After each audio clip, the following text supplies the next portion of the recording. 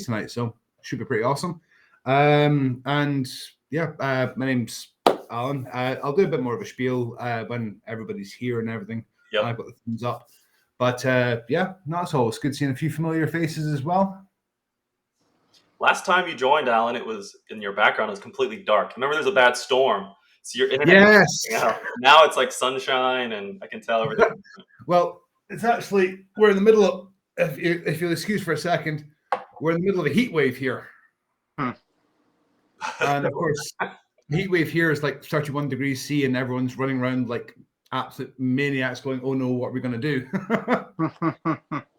And unfortunately, someone of my constitution is not built for the heat, so I'm quite happy to be hiding away. And hopefully this time, fingers crossed, my internet should not cut out as well, which should be a fingers crossed thing.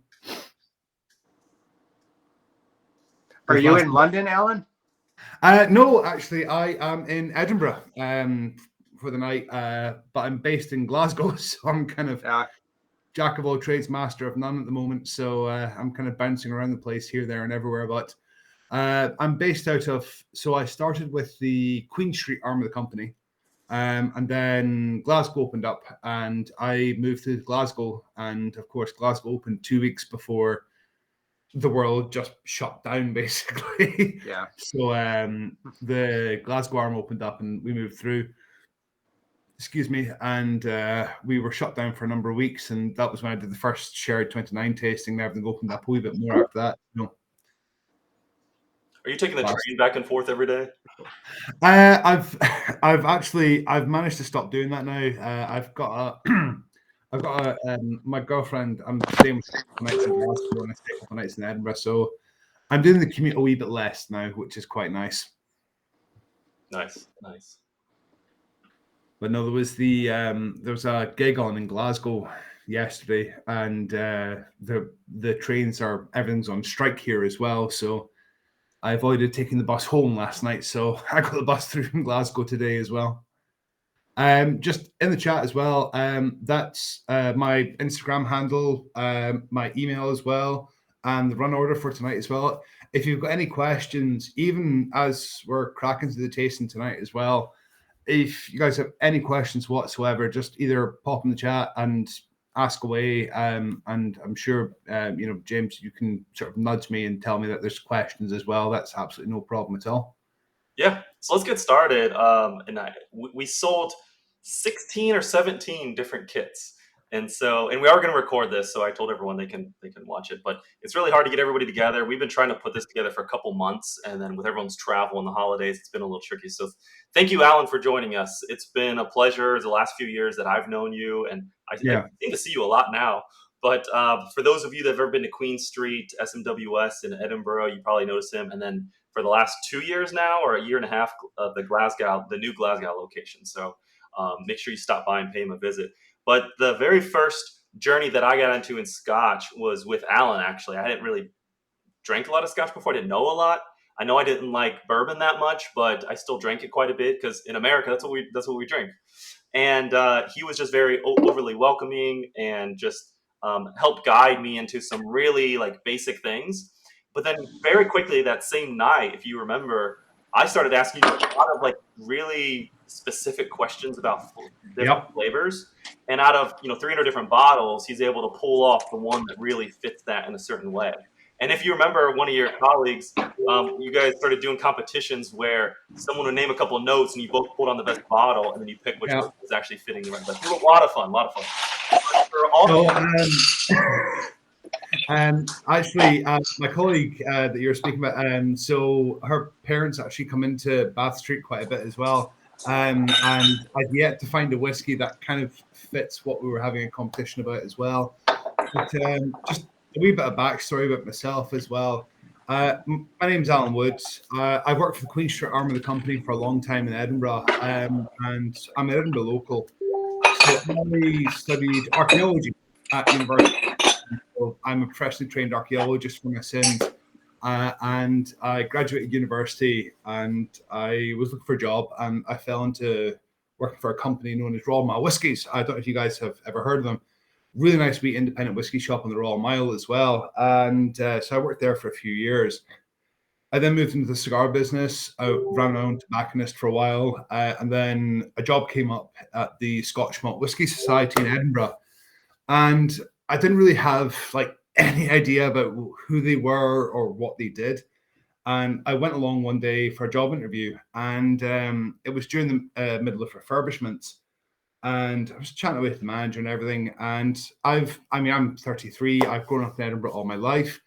I never knew about the SMWS. I never knew about single cask spirits. I had a vague inkling about it. And then I properly got into them once I started working with the company. So I'm now 6 years later, many years. And yeah, in all honesty, the product we have and the product we deal with as well. So the grains that we're actually trying tonight as well. First of all, let me start by thanking everybody that's put stuff towards this tasting, because there's actually some grains in here that I've never tried before as well. And in my 6 years with the company, I make a habit of trying everything that's released to make sure I'm happy selling it as a product. So to try some new whiskies for me tonight is something quite special as well. So single grain whiskey is kind of considered. Before you do that, I know a few people are still going around, but let's go. Can we go introductions real quick? Of course. And then do that. So I've just been playing IT again. Just there's at least one person trying again, but yeah, let's go around and do quick introductions. That way you know who you've got on the line. So James Walton, I started this brand called Pure Malts. We've been doing these tastings for about 1.5 years, 2 years. Some in person, a lot of virtual stuff, and it's just a group of us in New York and around the country have hoarded a lot of bottles that we're trying to like move and share, and so that's the kind of the genesis of all this. But thank you all for joining. I'm based in New York City. So Olaf, if you don't mind, where are you located? And anything else, any thoughts on SMWS, especially grains that you want to share? And I'll ask the same question to everybody as we go around, because it is such an obscure, unique tasting. And it's going to be a lot of fun as we dive in with Alan. Okay, sure. Can everyone hear me? Yep. Yeah. Great. Yeah, so my name is Olaf, living in New York. I've known James for a couple of years now. We actually met through society tasting, and I've been helping him out a little bit with sourcing bottles on occasion for some of these tastings. Yeah, I got introduced to single grain through the society. The first single grain I bought was G5.12, which was a 17-year-old matured in ex virgin oak. Was really good. That kind of got me into it, and I've been buying society grains on and off since then. So I've been a member for more than 10 years now. Very nice. And Olaf, half of the bottles here are his, so we put ours together to make this tasting go. So thank you, Olaf. Jeff and Dee, where are you guys calling in from? Where are you at in the SM? Do you know SMWS? What do you think about grain whiskeys? And I can probably unmute you too.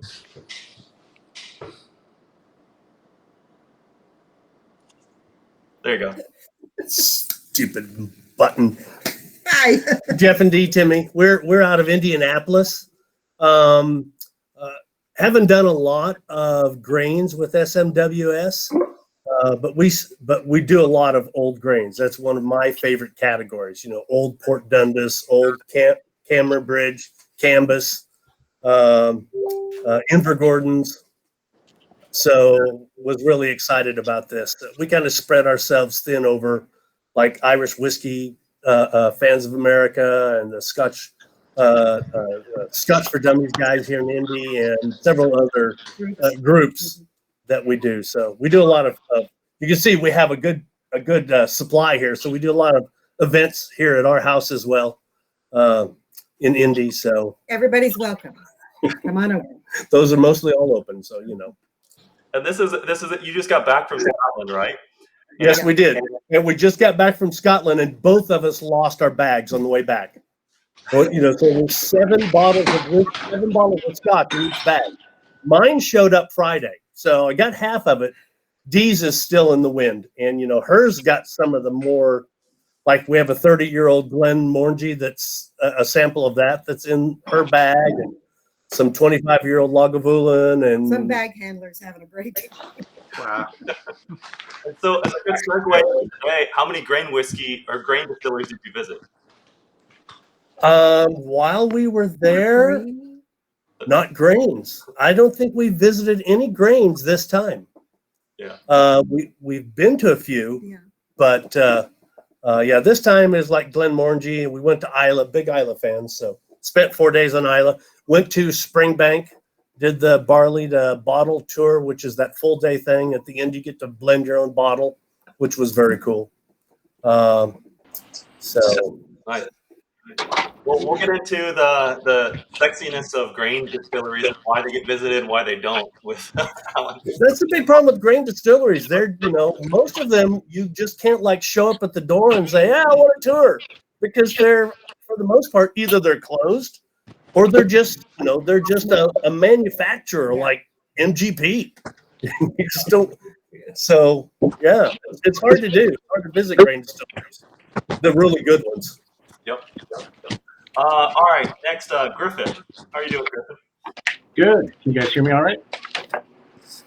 Excellent. Yeah. So I'm in just outside of Detroit, Michigan. I've been a society member for, I think, 3 years. I was last over there in April. Took my sister, who's a Scotch lover, and we stayed at the Vaults apartment for a few days, which was a lot of fun. Did a couple cool tastings, including one at this guy's motorcycle shop, which was kind of cool. So yeah, Alan, we weren't over in Glasgow at that time. I think I met you back in 2019 at Queen Street, or else at the Vaults at that time. So fond memories of all the well-bearded folks at SMWS. Love Scotch, right? Isla is kind of my passion. Grains are a little newer, but more accessible. If you're going for a really old whiskey, an old grain is much more accessible, right? So we've got a nice Cadenhead's Invergordon back there. I don't think I've ever bought a bottle yet of any of the SMWS grains, so I'm excited to try some. Very nice, very cool. When you go to the vaults and you see the grain whiskeys there, they're all either unopened or they're like completely full usually. Like nobody ever, they're dusty and they're on the back shelf and you gotta go like, Right? and they're very cheap and like nobody ever orders it. Yeah, I'm looking forward to spreading the good word about them. Very nice, very nice. Eric. Hi, can everybody hear me?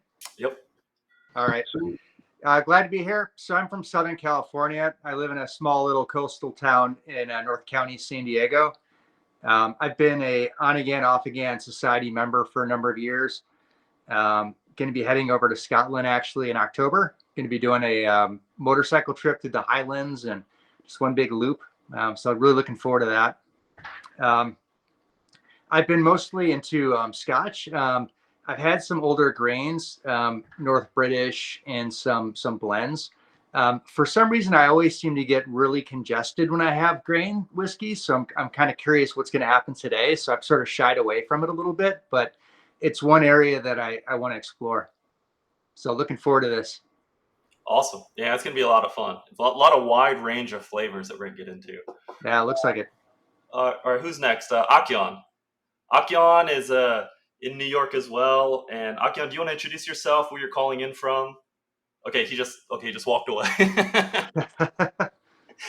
Michael Bradley. Michael, you there?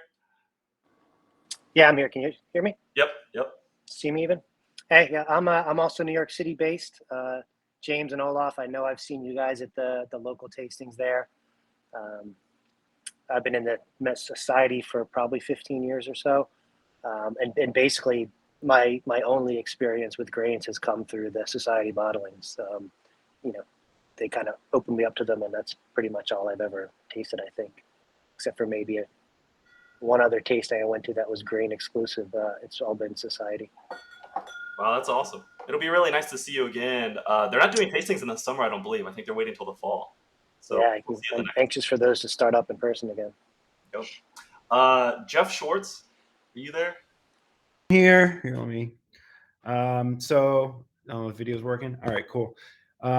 So yeah, hey, my name's Jeff Schwartz. I'm in Atlanta, Georgia right now, and lived here for a couple years. I was an SMWS member for only about a year, and I think maybe a few months ago, or maybe like 6 months ago, the membership ended, and I decided I'm spending way too much on all these amazing scotches. Every time there was a release, I was like, oh, I gotta have this one, gotta have that one. So when they asked for the renewal, I decided to put a hold on it for now, and don't have too much experience with grains. I'm trying to remember. I've had a Japanese grain whiskey. I'm trying to remember the exact name of it. I think that's the extent of my pure grain experience. So I'm excited to try these. Definitely saw them being released. But I just kind of played it safe and went more toward like the scotches that I'm used to. I have experience with a lot of bourbon too, but scotch is my first love. And even though there's all this hype with bourbon, I end up always veering more towards scotch for my own palate. So Nice, man, and good to see you. I know, and sorry about the technical issues getting in. No, it was clearly my browser for whatever reason. So I'm glad.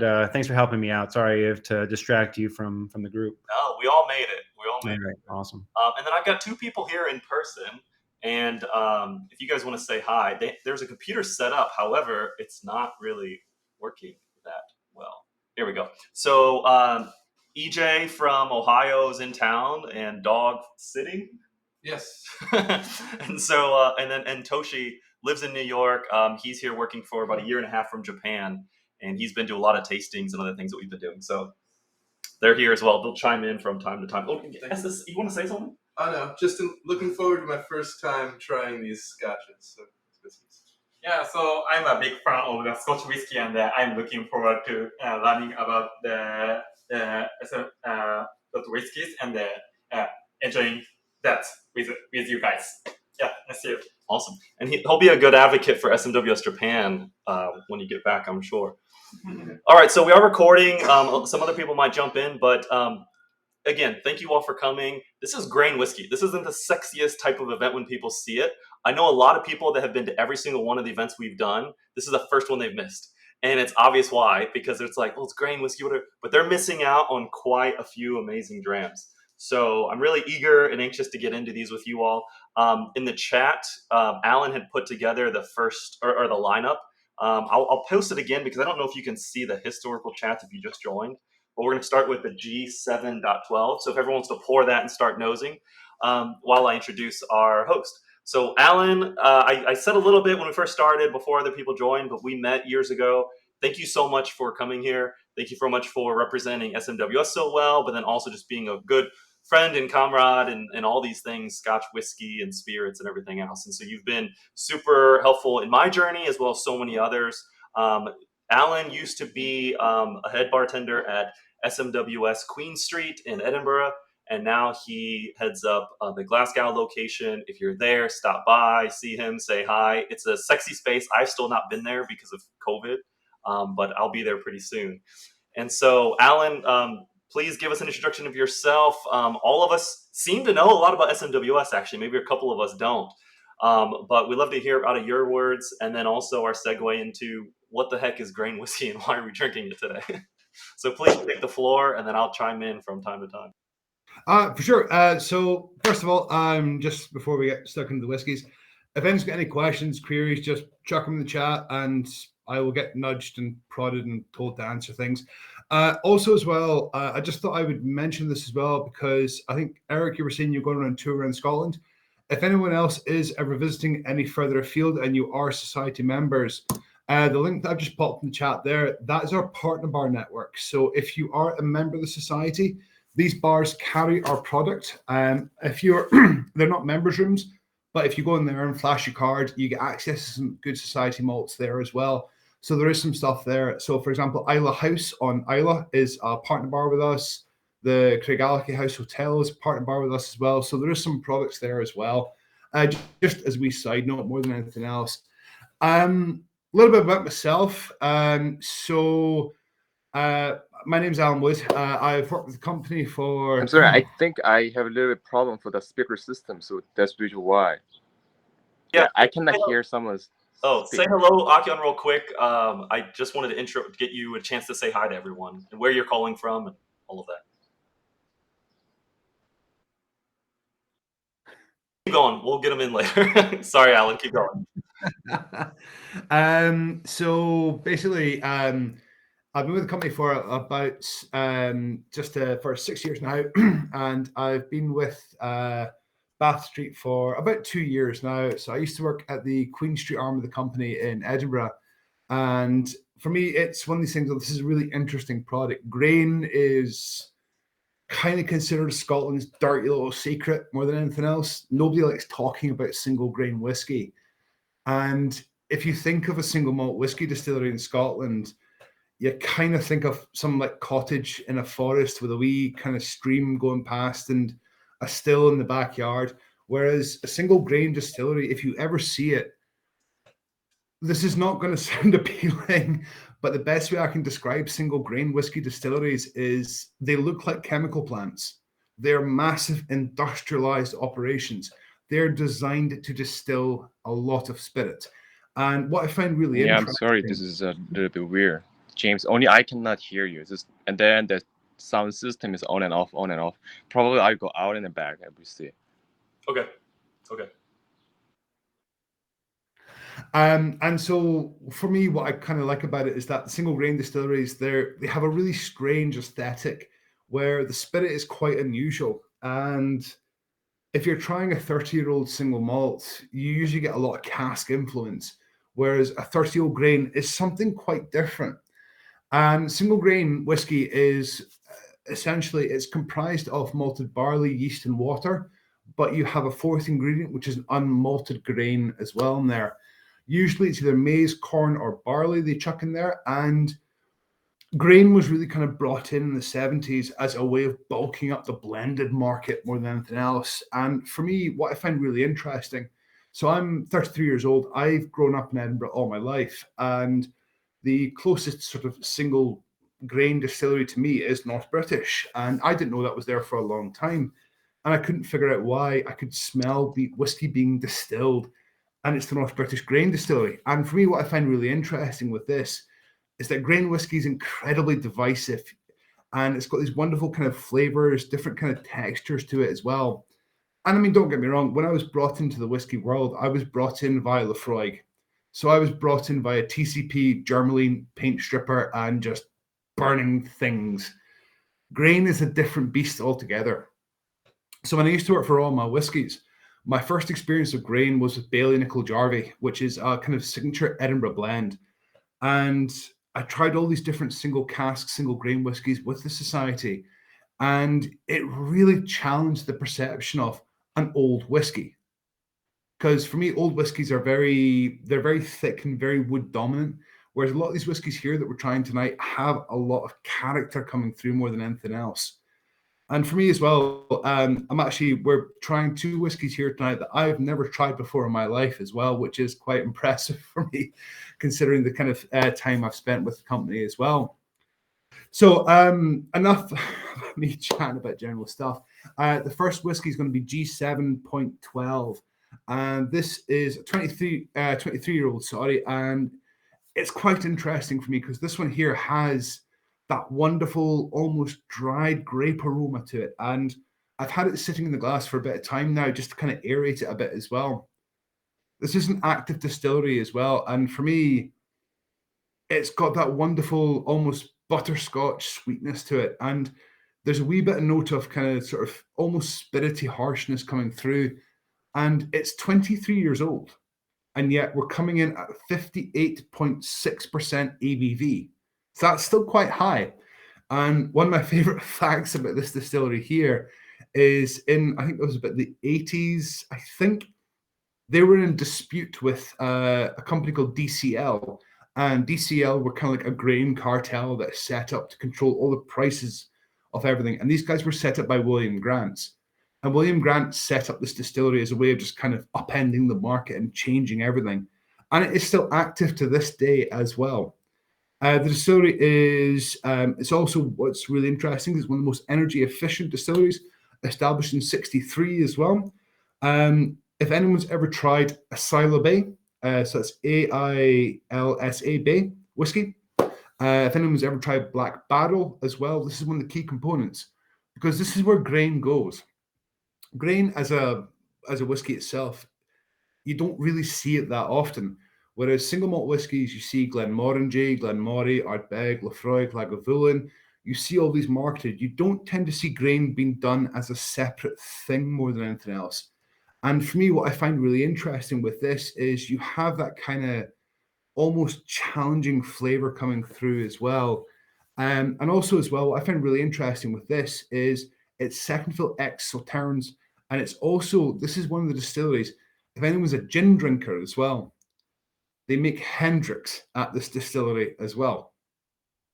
Now, if anyone's ever tried Hendrix, of course, you'll notice gin and whiskey, completely different beasts altogether. But whiskey base says this is second fill X bourbon. That's not right. Oh, I may have, it's the G7. No, you're right. You're right. Alan. No, it's I don't know about whiskey base, Jeff, but on the label it says second fill Saltern Hogshead. For which one? G7.12. G7.12. Okay, we're going in order though, right? We're starting with Invergordon. I'm sorry, I showed up a little late. I'm just making sure. I'll put in the chat again the lineup. I'll do it right now. Oh, okay. Sorry about that, Alan. Oh no, it's my first online tasting I did with the company. I lost track of things as well. Just that's my email there as well. Just for anybody that's joining as well, that's my Instagram. Please do just add me or email me. I'm not very social media inclined, but if you do have any questions, queries, either chuck it in the chat, chuck an email, chuck a message to Insta thingy, and just ask me away. Just any questions, please do feel free. So this distillery is Girvan as well, and Girvan is Glasgow based. And for me, what I find really interesting is this is a Hendrix. This is also distilling Hendrix at this site as well. Now, at this point, a lot of people go, "Oh, whiskey distilleries should be making whiskey. They shouldn't be making anything else." So when we distill single grain spirit, we get something called GNS, which is grain neutral spirit. Grain neutral is the single grain equivalent of new make spirit for the whiskey distilleries. And GNS is kind of got sort of three different pathways. One pathway is it gets turned into vodka. One pathway it gets turned into single grain spirits. And one pathway it gets turned into gin. Now, with gin, you get two different kinds of gin. We're not doing a gin tasting, of course, so I will brush over this very quickly. We get botanically infused gin, and you get gin distilled, basically. And the gin distilled is chucked through a gin still, whereas botanically infused, you're getting GNS that's had all this kind of stuff infused into it. And this is what Hendrix is, because Hendrix is consumed in vast quantities. So what they take is they take the GNS at Girvan and they infuse juniper and a form of rose, I think, into it and something else. And you have your Hendrix as well. So this is why I find single grain whiskey so interesting, because you get all these different byproducts from this as well. It's also one of the most energy efficient distilleries in Scotland as well. Now, what I find really interesting with single grain distilleries especially is with single malt distilleries, their average output, with the exception of the really big distilleries in Scotland, it's usually about 4 to 5 million litres of caskable spirit per annum, roughly speaking. Your grain distilleries, I mean, Girvan, for example, this one here that we're trying, distills 115 million litres of caskable spirit.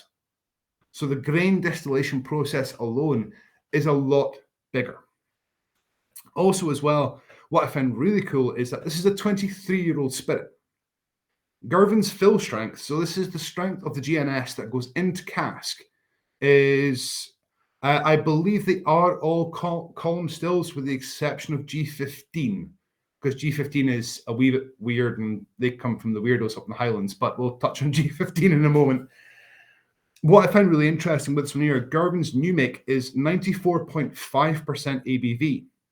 So this is very, very, I mean, 99% is just basic clean alcohol. It's pure ethanol. So single grain new make is very high in strength. Their fill strength for the grain neutral spirit is 69 or 74 or 80% ABV. Now, fermentation time. I don't know if you guys have seen Ardbeg. Ardbeg is a great distillery on Islay. Fantastic thing. They do all these different releases. One of the best one is fermentation, which they did a long fermentation period. And this can kind of alter the esters and the flavors coming through and stuff like that as well. And what I find really interesting with this one here, Girvan's fermentation period is 60 hours. That is a long fermentation period. So you're going to get a lot of these sweeter kind of esters coming through as well. But for me, grain is one of these whiskies that really taught me the value of patience more than anything else, because the grain whiskies really mature in the glass. So for me, I find really coming from a bartending background, my degree is in archaeology, so I'm not formally trained in whiskey or hospitality, shall I say. But from a bartending background, I've always been taught you clear empty glasses from tables. Whenever you see an empty glass on the table, you take it away. With grain whiskey, if you have the empty glass, even if the glass is empty, if you go back and sniff it, you can still smell the whiskey there. You can still smell the flavors. And it's almost, I guess, for want of a better word, it's not very professional sounding. I do apologize. But it kind of teases you because you get these different flavors coming through. And for me as well, I find you get these different notes and these different flavors. And especially with something, this is 23 years old. So this is an old whiskey, yet it's 58.6% ABV. And there's a lot of flavor coming through. And for me, working in both Queen Street and Bath Street, a lot of people are very careful about ordering older whiskies because they don't know the flavors. They perhaps older single malts, they don't quite know what to expect. They don't quite know what to expect with price tags. Whereas for me, older grains, you're often paying a wee bit less for it, but you're getting a much more interesting spirit because you're getting this different flavor coming through. And it's kind of a bad terminology, I guess. But for me, I refer to grain as a gateway malt because it gets you into trying older spirits more than anything else. It gets your palate ready for trying something that's got a bit of age behind it. Also, as well, I should say, as a society, we bottle everything at cask strength. So it will have a bit of a kick and it will have a bit of a fight to it as well as it being grain. What I would say is adding water, adding water to our whiskies. My response every time is you add as much or as little water as you like. You guys have your whiskey sitting in front of you. I'm not going to tell you how to drink whiskey. I'm not going to tell you how much water to add. The only exception is, of course, if I see on camera anybody mixing with Coke, Diet Coke, lemonade, ginger ale, and yes, I have seen this Buckfast in Glasgow. Trust me, if you're ever in Glasgow, don't try Buckfast. It's a horrible thing. You will probably see a grown man cry more than anything else. I've seen people tell me to add 1 drop for every year it's been in cask. I've seen people tell me, add a drop for every centimeter of copper piping in the distillery. It's all about personal perspective more than anything else. You add as much or as little water as you like. Personally speaking as well, I would probably add maybe like a cube of ice sometimes as well to my whiskies. And that's just because that's how I was taught how to drink my whiskey more than anything else by my dad. And whiskey drinking is a personal perspective. I'll hand over to James just if you want to read the tasting notes out and to see what wild, fantastical tasting notes are created for the society. Sure. And I hope everyone's enjoying nosing and sipping. I know we got a couple questions too. I got a bunch of questions for you too, Alan. That was a lot of info, but really, really intriguing. Just the Hendrix and all the different cuts that come out of this. So the tasting notes, everyone. So these are the official tasting notes. As you know, with SMWS, they get really creative and really deep with the tasting notes. You could agree with it, disagree with it, but there was a group that when they first tasted this, before they bottled it, they said, this is what it is. And we do every time we do an SMWS tasting, we do the kind of the same. It's a tradition now, I guess. Okay. G7.12, 23-year refill Salterns Hogshead. Satisfyingly sweet and splendidly spicy. The panel gave unanimous thumbs up. With fragrant pear drops, butterscotch, popcorn, and cream soda, there wasn't anything not to like. Then heaps of ripe apples stewing with spicy cinnamon and demerara sugar. Fresh oak sawdust came to the fore with light tones of yacht varnish and sweet short crust pastry with the sticky fruitiness of an apricot Danish. Water released more spice and a wave of pink roses and carnations, rounded by fine wood tannins on the finish. After spending 22 years in a refill hogshead, it was transferred to a second fill Saltern hogshead for the remainder of its maturation, which was, let's say, like almost a year or a little over a year. Does that resonate with anyone? I definitely got floral notes when I first stuck my nose in. I don't know if anybody else got that. Cream soda, I got some of. I get the varnish. I wish I knew what yacht varnish smelled like. Definitely varnish. I kind of get some gin notes if I really think about gin. I'm getting a tiny bit of that. I thought that too, but yeah, I don't know if my mind was playing with me or like the juniper kind of was coming out. I'm like, wait a second. I was definitely getting a little of that, yeah. And it's your mind will totally do whatever you tell it to do. You convince yourself it smells like raspberries, it'll smell like raspberries. And it's one of the reasons why I don't tend to sort of go by tasting notes during these things, because I was at a tasting, and I apologize if I brought this story out with the Sherry 29 tasting I did with you guys, but there's an ambassador that I went to a tasting with, and he said he was describing one of his whiskies as it reminded him of chasing his grandmother's golden retriever through a field of wet hay. And I'm kind of sitting there going, mate, this just smells like a whiskey to me. I can't associate with this. So for me, this reminds me of, I don't know if anybody's been to Edinburgh.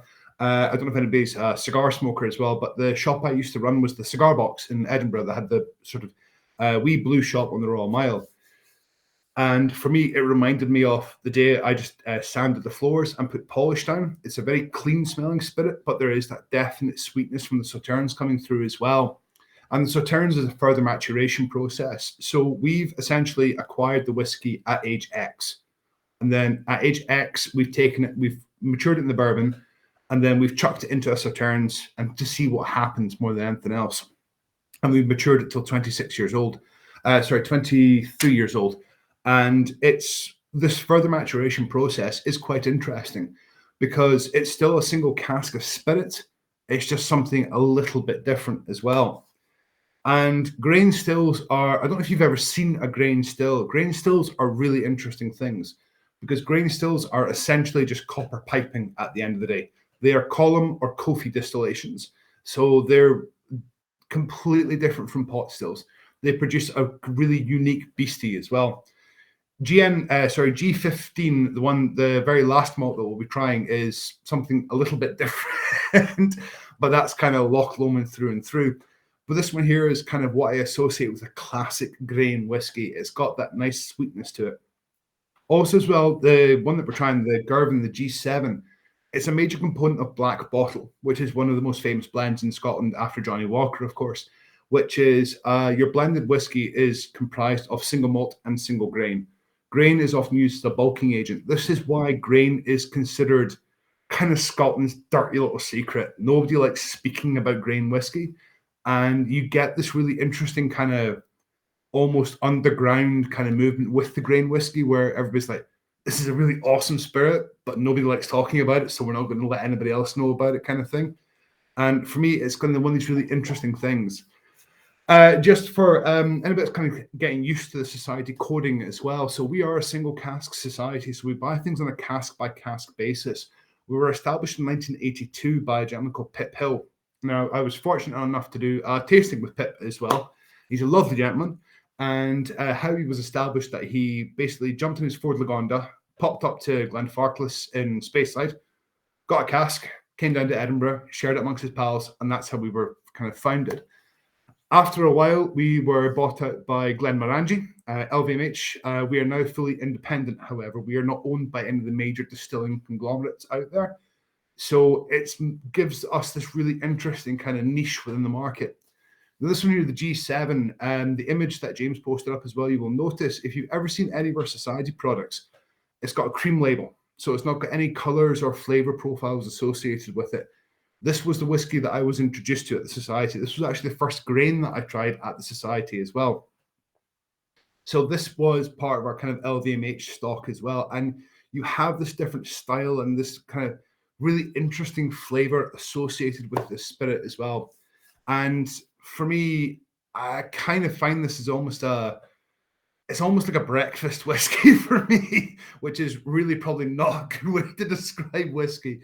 But it kind of gets the palate working, gets you acclimatized to cask strength whiskey at the end of the day. And the Girvan distillery as a whole is still active, which is quite rare for the grain distilleries. And I agree, Griffin, heartily indeed, because it is the food of the soul after all. And for me, what I quite like about it is that the grain distilleries, they were all opened up a spate across essentially the 60s to about late 80s. And this was done as a way of supplementing the market more than anything else. And a lot of the grain distilleries closed down very rapidly because the Scotch whisky industry went through a recession in the 80s.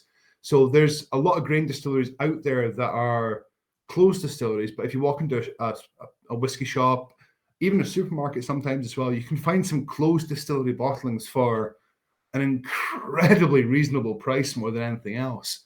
And of course, as I'm Scottish, I'm always out for a good bargain and a good deal on whiskey as well. I don't know if anybody has any thoughts. Right. So Jeff and D had a question. I think he kind of answered part of it, but maybe not the whole thing about it. And please, if you want to articulate the question directly. Oh, Jeff, you want you to have to. No, I was just, I know that, grains are all predominantly done with column stills, and I just wanted to verify that these are all columns, except, like Alan said, the Loch Lomond, which I know how they do. They're weird people anyway, so. Yeah. Loch Lomond are kind of the kids at the back of the science class that sort of set Bunsen burners on fire and experiment with stuff. Yeah, they're the hold my beer kind of guys of Scotland. Pretty much, yeah. They're kind of like, we're just going to do our own thing more than anything else. But these are all set up to make like 15 different types of spirit or something crazy there at Loch Lomond. Yeah, it's impressive. That's why we pushed that one to the last. That'll be a fun conversation when people start trailing off, I'm sure. Alan, you talked about just the patience of grain whiskey and leaving it in the glass. When every day that you go to work, just tell us honestly, does the staff sniff the glasses afterwards? Do you guys sniff glasses? I mean, since this is being recorded, of course, we don't try the whiskies. I can either confirm or deny that fact. But yes, no. So for me personally speaking, I will always try and kind of reacquaint my palate more than anything else. And when I first joined the company, actually, my first experience of grain whiskey, my colleague poured me a little bit and put it off to the side and said, right, don't touch it. I'm like, I want to try this. I want to see what it tastes like. Says, right, have a sip and then just step away and come back to it later, because the whiskey matures in the glass as well. And this is what I tell a lot of people, even with kind of more sort of, even more kind of with even just cask strength whiskey and cask strength whiskey, sorry, in general, is that the whiskey is maturing in the glass as well. So as we go through, what I definitely recommend people to do is go back and sniff your glasses, go back and try the whiskies as we progress through them, because you will notice your palate changing and evolving as well. You'll get kind of different flavors, different notes, different textures coming through as well, because your palate's getting acclimatized to it more than anything else. But my favorite story is there was I can't remember which whiskey it was, but it was when I was from a time at Queen Street. Sorry to go on a divergence here about sniffing glasses. But there's a gentleman that was sniffing an empty glass for a very long time, and they left, and his partner came back in the next day, and she put the empty glass on the bar. He had gone home with the whiskey glass, and he had basically just come back, and his partner had come back the next day going, I'm really sorry about that. You took the glass home, and he was sniffing it all night. So you will get some different flavors more than anything else. And for me, you're getting these different kind of styles coming through. Even as well is you're going to get these different flavors. And for me, it's one of the reasons why I really like about it is that you get this different almost flavor with grain as well. You get this almost like acetone, almost sort of rubbing alcohol coming through. Even though it's still quite old, you're getting still quite a bit of feistiness coming through with the spirit as well. So, yeah, I mean, I would say definitely there's been a few times where I've tried a few whiskies and I've gone back and I've sniffed a few glasses anyway, but that probably sounds really, really wrong. All right, so we covered a lot already. We'll pick up the pace now as we go. We'll get in a nice rhythm with the whiskeys.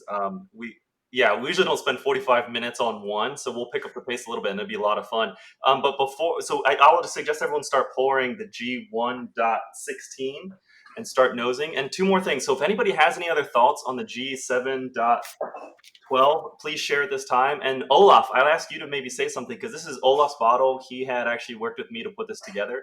And Olaf, where did you get the bottle? How long have you had it?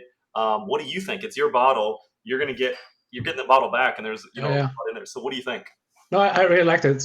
I like the sweetness. I was surprised how sweet it was.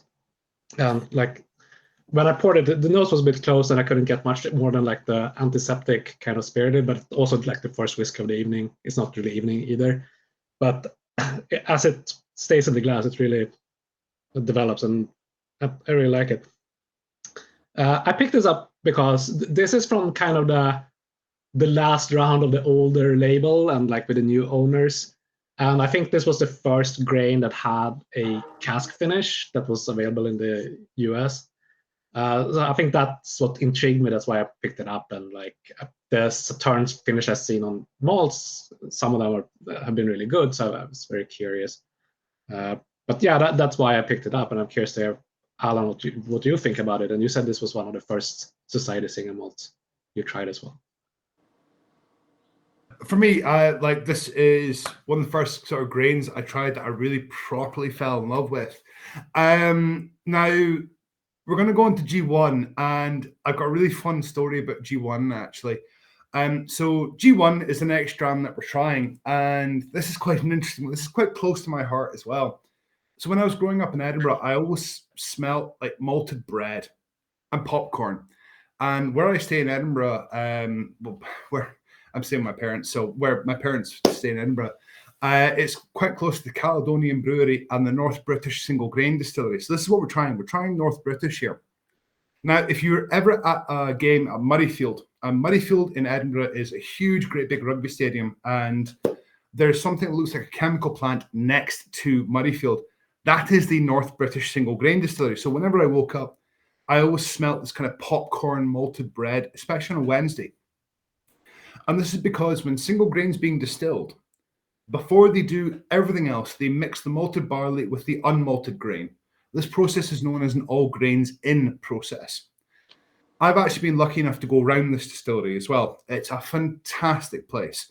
And it was when I was sitting the IBD course, the Institute of Brewing and Distilling course with grain, is that they took us around the grain distillery as well.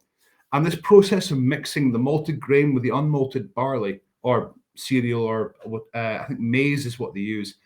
This is known as an all grains in process. And what I find really interesting with this is if anybody has ever had an Aberdeen Angus beef burger, you have had North British grain, because at the North British Grain Distillery, there is a process, there's a part of the grain distillery that's known as a dark grains processing plant. When you distill grain and you distill single malt whiskey, you get leftover bits, essentially. These are all compressed down into cattle feed, and this is then sent out to the cows across Scotland, of course, and they're fed, and this is where you get your Aberdeen Angus beef burgers from as well. So for me, it makes the cows happy, and they're getting drunk at the same time, or at least that's what I hope anyway. So this is a second fill HTMC cask. So this is a heavy toast medium char. And this is a process that's kind of coming back into the fore as well. But again, much like with the G7, the North British Grain Distillery, in the 80s, it was producing over 90% of the UK's Smirnoff vodka allocation as well, because they were using the grain neutral spirit. This is one of Diageo's big heavy hitters, so it's a huge production there as well. 26 years old, it's a local distillery, like I said, and for me, the best story I have with this is the first grain distillery that the Society ever produced. So the story I heard, I don't know if there's any truth to this or not, but the story I heard was G1.1, the first ever cask of North British, was released, and the members, they didn't much care for it, because this was not single malt whiskey. This was something a bit different, and so nobody really cared for it there. And then it started picking up pace. It started people going, this is actually not a bad spirit. So when it came round to releasing G1.2, there had been a grain distillery released beforehand, G2. Now, G2 is Carsbridge, and Carsbridge is a distillery. However, before Carsbridge was released, there is another Society malt. And this is G2, but there's no cask number for this. It's just G2. And this is the second cask of North British that was ever released. However, this came under the moniker of North Bridge instead, because we released this cask and we didn't tell people what it was, and we just kind of put it out there just to see what it was. This was a long time ago. And of course, now any bottles of G2 are long since gone to the wind, of course.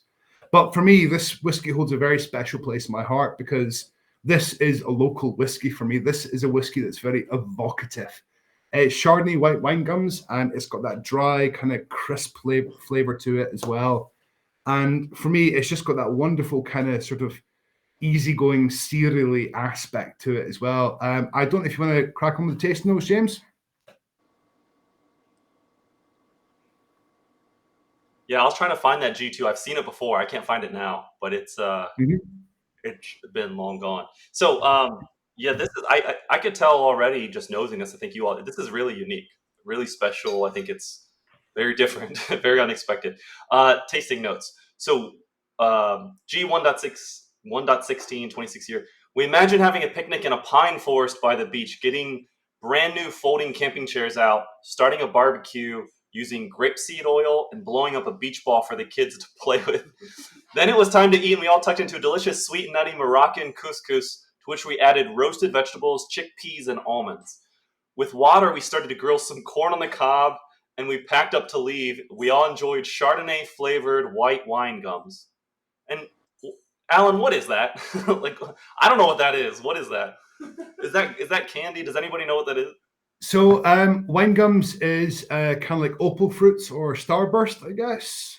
I think the best one, I think or like the juji fruits kind of things. Yeah, like Mike and Ike, kind of juicy fruits, Jolly Ranchers, kind of hard candy, chewy, right? Yeah, they're chewy. Got it. Chardonnay flavored white wine gums. After 25 years in an ex Oloroso butt, yeah, believe that, we transfer this whiskey into a second fill, but with a HTMC, heavy toast medium char. So 25 years in an ex Oloroso. I didn't know that was.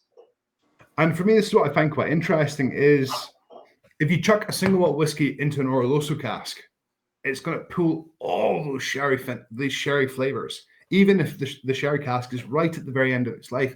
Whereas for me, you're still getting this very clean and very crisp spirit for a 26-year-old as well. And we're coming in at 61.9% ABV. Again, this has still got a punch to it. I challenge you to find a Scottish single malt whiskey at 26 years old that's pulling in at 61.9% ABV. And I remember going around the North British distillery, and it's the most whiskey distillery there is out there. It just doesn't look anything like a whiskey distillery, and this is because it is a grain distillery. And this is what I find really interesting. And it again goes back to the earlier comment about grain being kind of Scotland's dirty little secret, because if you think on like, you know, a postcard for Scotland, a postcard for whiskey distillery, it's, you know, Glenkinchie, Glenmorangie, Auchentoshan. You've got the big pagoda roofs on Islay. You've got the Ardbeg fronting. Whereas if you think of a single grain distillery, it looks like a chemical processing plant because it is industrialized. And at the same time, you're getting these wee hidden treasures just kind of being popped out into the market as well. And I'd be interested to hear from anybody, especially if anybody's not really had much experience with grain, because for me, grain is kind of like how I view almost rye whiskey in a little bit, because it's kind of sort of just pushed off the side. Nobody really speaks about it.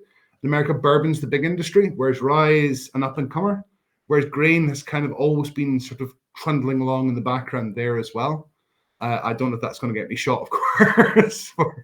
But for me, I think grain really is such an interesting spirit. And this one here, especially G1 North British, you have this connection. And also as well, in the current age we live in with environmentalism and looking after everything, you have this is one of the first distilleries that utilized a dark grains processing plant. So everything's being put back into the sort of, you know, manufacturing process. But also as well, you have the connection to the gin industry, you have the connection to the vodka industry as well. And with the grain, this one here, this is the first grain distillery I got a chance to visit to, where I actually got to see a column still stripped back, because they've got this column still that they've essentially just taken a knife straight down and they've cut it straight in half. So you can see all the different processes, because the column stills and the coffee stills, they have these analyzer rectifier plates. So they've got copper plates all the way up. So they can kind of draw spirits off at different levels and different ABVs. So again, you're getting truly kind of sort of an alchemical, almost Charlie and the Chocolate Factory-esque kind of spirit, where you can essentially say, right, I want to pull a spirit off at this percentage more than anything else. And you're getting a really interesting style of malt as well. And with the grain whiskies, especially, for me, I think our grain whiskies take water really well, because the water kind of pulls a wee bit of the acetone and shellac off, but you're still getting that kind of almost slight puckering at the side of the cheeks. And it kind of makes me almost chew my cheeks a little bit, I guess.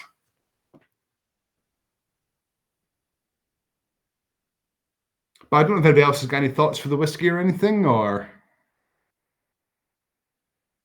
It's very warming and approachable.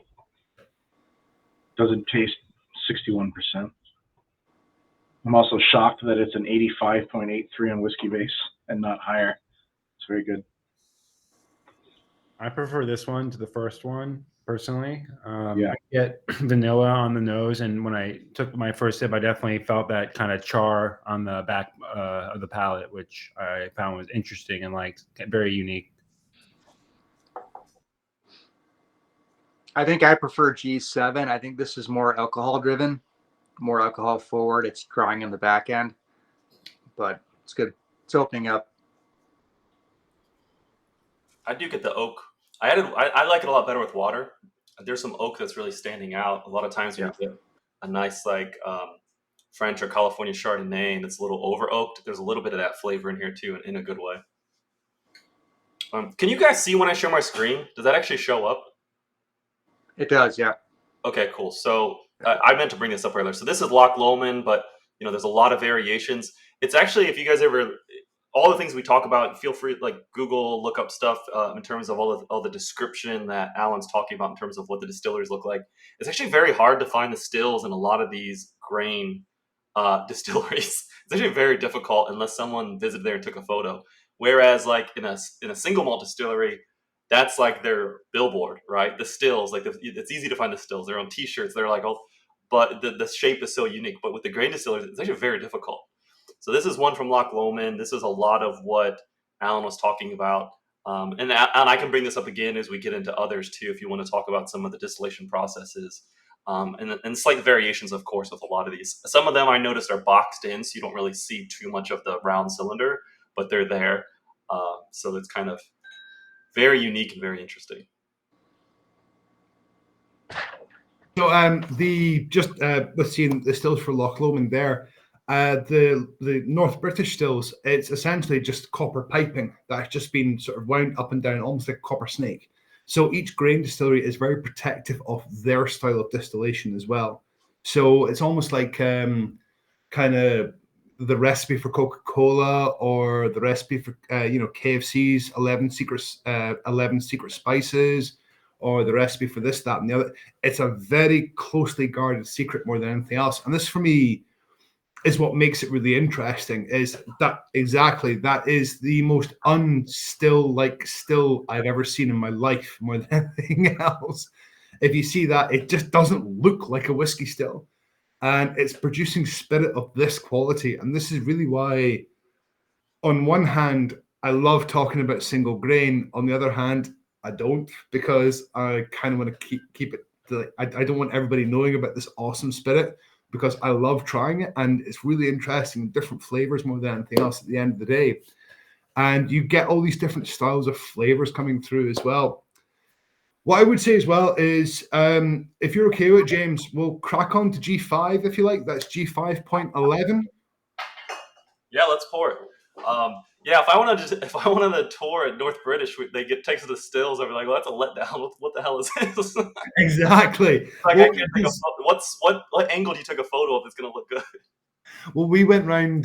So when we went around the North British distillery, we'd previously been to Glenkinchie, and if you've ever been to Glenkinchie distillery, it's kind of the archetypal Scottish single malt whiskey distillery. It's a Diageo distillery. It's near Edinburgh, and then we got taken to North British, and we're like, this is not a whiskey distillery. What is this? And you get these all different kind of sort of contrasting, almost preconceptions as well. And this is why I really like about the fact that as the society as well, we don't label what we do. We just have these codes, and you can look them up online and everything. But at the same time, with grain whiskey, you have this extra bit of nobody really knows what you're dealing with. Because really, with any of the grain whiskies, there's very few grain whiskies that are released on the commercial market because nobody really buys them. A lot of them get put into grouse, white Mackay, black bottle, and a lot of them kind of sort of, just get released as independent bottlers. We're one of the only guys that do this heavy age statement grains. I think Signatory Vintage is another one that does a lot of old grains, but we have this kind of almost unique attitude and approach to it as well. So the G5.11, if anyone is a fan of Flash Gordon, this bottle is perhaps a cracking good name. This bottle is called Flash I Love You, and this is a 30-year-old grain. And it's a 30-year-old whiskey. And I just want you guys to think about that when we're trying it here. We've tried a 26-year-old. We've tried, 23-year-old. This is a 30-year-old whiskey here. And this does not smell like a 30-year-old whiskey. It's big, it's boisterous, it's coming out the glass as well. And for me, this is what I really like about it as well. So this here comes from the distillery Invergordon. This is a Highland dram as well. So just to agree with James's, with the farmyard on the nose, this is a very un-30-year-old taste, if you will. For me, if you try a 30-year-old whiskey, it's kind of big cask influences, big, rich, kind of sugary sweetness to it. This one's got a big old feisty hit coming out to it as well. It's white Mackay as well. And again, this is a second fill ex-bourbon cask as well. And Jeff, I definitely recommend it. It is really interesting to play around with this kind of stuff as well, especially with us because each cask is different. And what I always say to people, when you're trying SMWS stuff, no two casks are the same. Even if you're trying independent bottlings, no two casks are the same as well. Now, this is owned by White Mackay. This is second fill ex-bourbon cask. And what I found really interesting about this, 30 years old. Now, if you bear in mind the first two whiskies we've tried, the G7 is 58.6 and the G1 was clocking about 61.9% ABV. This is 52.4% ABV. So it's quite a good bit lower in percentage. And again, for me, it's still got these big flavors. Owned by White Mackay. It's, of course, a major blending distillery as well. And exactly, it's kind of looks a bit prisony, if you ask me. The distillery just doesn't look appealing. It doesn't look as what you would associate a grain distillery to be. And it's why Scotland is considered to be, single grain whiskey is considered to be Scotland's dirty little secret. Nobody likes speaking about it because most of your grain distilleries look like that, which is not the most appealing thing in the world. So again, I'll take a moment as well and just say the names for our Society whiskies and our tasting notes, they're all derived from our tasting panel. So these are comprised of, our panels, are comprised of staff members, they're comprised of poet laureates, they're comprised of ex-whiskey distillers, keepers of the quaich. So there's all kind of bits and bobs kicking around in there as well. And what they'll do is they'll sit down, they'll try all the whiskies, they'll come up with all these different notes, but they've got to sit a sensory evaluation exam as well. I myself am actually sitting that exam in the middle of August, I believe, as well. It should be good fun. But for me, it's got these really interesting flavors. And one of the reasons why I love this is Flash I Love You. It's a sci-fi name. We name our whiskies based on what we think more than anything else. We have weird and wonderful names. We've had cumin on a cricket bat. We've had whiskey roadkill. We've had biting a fireman's glove. We've had mermaid's armpit as for names of whiskies. So we really do kind of sort of muck around with the whole pro forma of dealing with what is and what isn't whiskey more than anything else at the end of the day. I don't know if you want to do the tasting notes, James? Sure, and we got a lot of talk already. We got to circle back with Jeff and Dee. This is very unique, very unique. Okay, so Invergordon G5.11 30-year. Wet cereals, mixed toasted grains, light Hessian, honey porridge, old rope, oily cloth. I just got to stop for that. Like The SMWS tasting notes are always like really unique and really kind of sometimes far-fetched, but with the grains, it's always like very like mechanical, industrial as well. Old rope, oily cloth, and white pepper greet the nostrils first, followed by lamp oil, desiccated coconut, sweet esters, and a greenhouse full of geraniums. That I could see that. A slice of French toast lingers somewhere in the depths. Water unearths notes of talcum powder, hair gel, and shea butter with wood char, lemon balm, and slightly meaty salami note. The mouth is surprisingly oily in texture. Some curious smoked tea notes alongside buttered brioche, kaffir lime leaf, curry powder, and chamois leather. Reduction with water adds throat sweets, mascarpone, mustard oil, caraway, and vanilla ice cream. For me, it's one of the reasons why I love the side notes. The tasting notes are just so off the beaten path as well.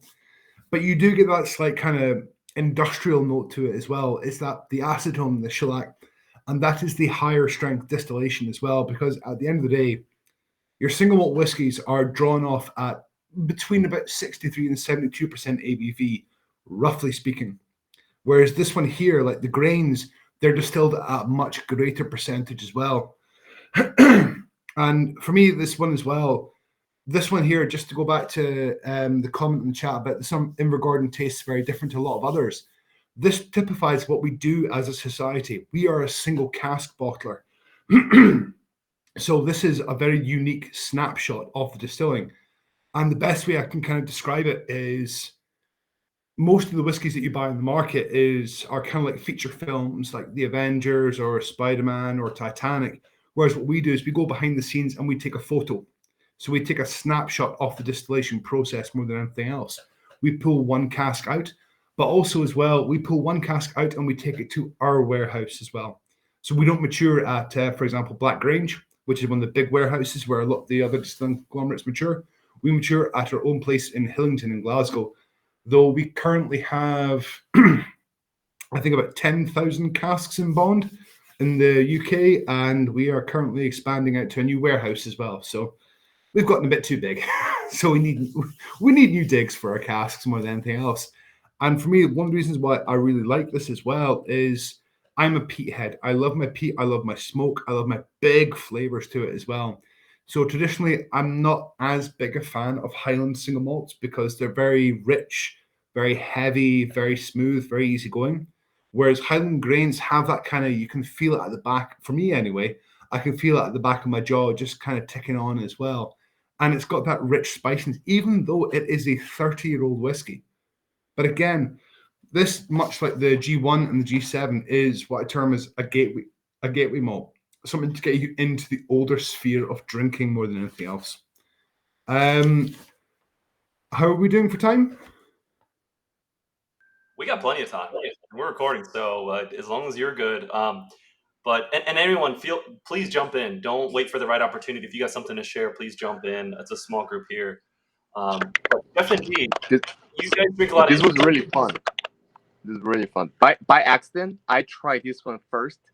So when I tried first, I'm very spicy, and then strong taste for me. It's like, wow, it tastes like rye. And then I jump into the G7 is first. The G7, after this, when we taste G7, we can feel the buttery, sweet, very smooth, and silky note. We can feel it. But there's all by accident, because in my point of view, the Invergordon was really interesting taste note in here as a mouth feeling wise. I agree too. When I poured these, I didn't taste anything, but I could smell them. And then this one, when I nosed it just now, smelled very unique. I never smelled it before. It didn't smell the same as what I remember maybe like, a week or two ago. And it's interesting because a lot of times you do a tasting, you do like a vertical and everything will kind of taste similar. But when you do a tasting where everything is kind of from different distilleries and different casks and scrambled, I believe at least it'll always taste different or always nose different. It'll always nose different based on what came before it, what you ate that day, all of those different things. So it's really surprising when I nosed this. I was like farmyard, like right away, like not manure, but like fermented hay. Like it was just like dirty, but it's like very, very nice. Very, very nice. But I don't want to forget, Jeff and D, like you guys love Invergordon. What do you think? Have you had this one before? And then how does it compare to a lot of others? Not had this one before. But as you can see, we're huge Invergordon fans, so I actually put some of this aside so we can go back and compare it to some of the older Invergordons. What I really like about Invergordon, opposed to most other grains, is that it doesn't have that immediate sweetness like that you'll get like out of a Canvas or a Port Dundas. And like you said, James, I get a lot of not funkiness, but a lot of malt out of this that is kind of unusual for a grain too. So yeah, it's one of my favorites. I really liked this strand. It was excellent. I think for me, the North British is still the winner. That just blew me away. This is very good. North British. Never had a bad one. Wait, who is that? Is that Michael? This is Griffin.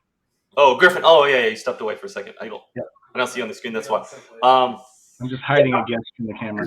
The North British was the one we just had, right? The one right before this one, I believe. Correct. Yeah. Yeah. This one had this really strong, like honey, I don't know if it was the notes on this one, but remember those honey lozenges that you for the winter, they're really strong, dried honey, but they're I get that on the finish quite a bit here. It is very unique, and you can't ignore the color too. I mean, it is very, very light. I mean, it can be very deceiving. It's funny because I got the honey notes with cereal as well, so I was sort of getting a honey nut Cheerios kind of vibe, and then I also got a little bit of coconut husk and then lacquer. That was good, quite good. This one's probably my favorite so far, and maybe just because I don't have a lot of experience with grains, and it's the most that reminds me of the most malty characteristics, like Jeff had said. But yeah, definitely cereal and honey, and I really like this one. The others, I think I would be having to be more in a special mood for, whereas this one, I think I could drink pretty regularly. Yeah, great. And Dee, you said you really like this one. Out of the three so far, where does this one stack up? Did this one shoot to the top? Yeah, I'm sorry. It's going to have to shoot right to the top. The other two, I had to add water to. I think there was the ABV being pretty high on it. And not a lot. I was 2-3 drops, but it helped bring it down to where it was good for my palate. This Invergordon was just amazing. So the finish especially just rang my bell. Look at all the single cast drinkers. This is a 52%. We're don't add water. This one's good. This is the second lowest ABV out of the 6. So that'll be nice. Anybody else, please jump in. Olaf, I'll ask you to talk. This was one of your bottles. This one got a lot of, I think, in the U.S., it got a little bit of fanfare when it was released, I believe. It either won an award or there was a lot of talk about it. So why did you buy it? What do you think about it? I think this is the first time you've tried it as well. The grains, as everyone knows, usually don't go into the tastings when the SMWS does citywide tastings. You don't see too many grains in those. And so buying them is a huge risk sometimes. However, they're a lot cheaper than a lot of the others, so it kind of makes sense. Yeah, as I said, the first society grain I had was Invergordon, so I'm also a fan of Invergordon. So I think that's why I picked this up, just by the fact that it was an Invergordon that they don't show up that often in the US. So yeah, I really like this one as well. I'm curious a little bit about I guess it's hard to say what the main grain is. I heard both North British and Invergordon at least used to do maize rather than wheat, which I think the bigger ones like Cameron Bridge does. But I don't know if that's true for this one or if that makes any significant difference to the whiskey. I mean, again, with the grains, it's all kind of protected. Nobody really says anything. So North British, of course, was maize focused. And they've moved now towards converting their entire distillery to take barley as well. So they're using malted and unmalted barley. So we don't really know, but it's usually maize, corn, or barley is what they'll use as the major kind of 3 unmalted grains for the process. What I find really interesting with this as well is the 3 grains so far, you're getting all these different flavors coming through, and they're very much different styles of grain, but they've got a little bit of kick coming through at the end of the day as well. And especially just to agree with Dee as well, is that this one is the most mellowest of the grains, I would say. The North British has a punch. the G7, the Girvan has that big kind of, it gets the palate working. This is much more, gets you kind of sitting down, chilling out, just kind of easy going. For me personally speaking, if it's all right, I'm kind of excited to go on and try the G6.9. Now, I've been with the company for 6 years almost. I make a point of trying everything that comes through the society that is released, purely because I want to know what it tastes like. I want to know what the styles are, what the flavors are.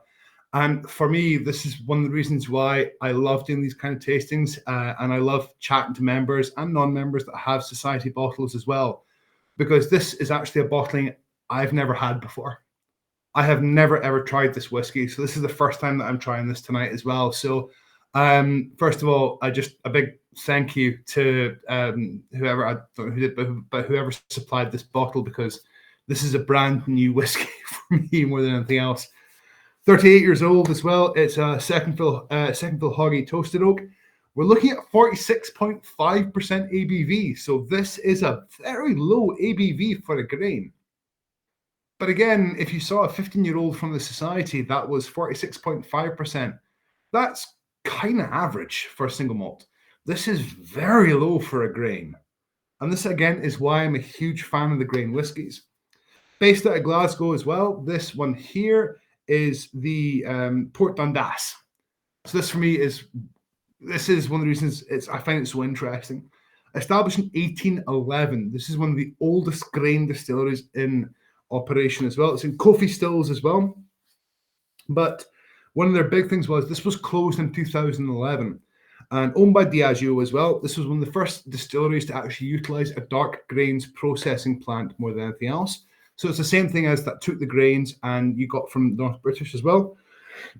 Excuse me, that went into the Aberdeen Angus beef burgers. But for me, what's really interesting is that this was one of the first distilleries to utilize US corn or rye for their grains. This was really kind of quite an interesting one. So this is one of the first major ones so this was one of the original components of Johnnie Walker. This was one of the first, when Johnnie Walker first started becoming a big thing, this was one of the first original grain components that was used as a bulking agent more than anything else. And for me, it's just on the nose, I don't get any harshness to it. I don't get any sort of clawing up your nose and just kind of, I don't get any of the sort of spiritiness that I got from the last. I mean, if anyone disagrees with me, please do feel free, just jump in and tell me. But for me, this is a very mellow one on the nose.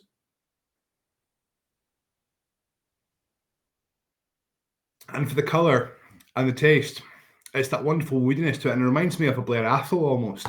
The young Blair Athols that the society are doing, where it's got that kind of almost woody spiciness. And going back earlier on the tasting, when I was explaining about tasting notes and taking them with a pinch of salt and them not being kind of sort of 100% truth, for me, it's got that woody. And I used to have a habit when I was a kid where I would chew matchsticks or I would chew toothpicks.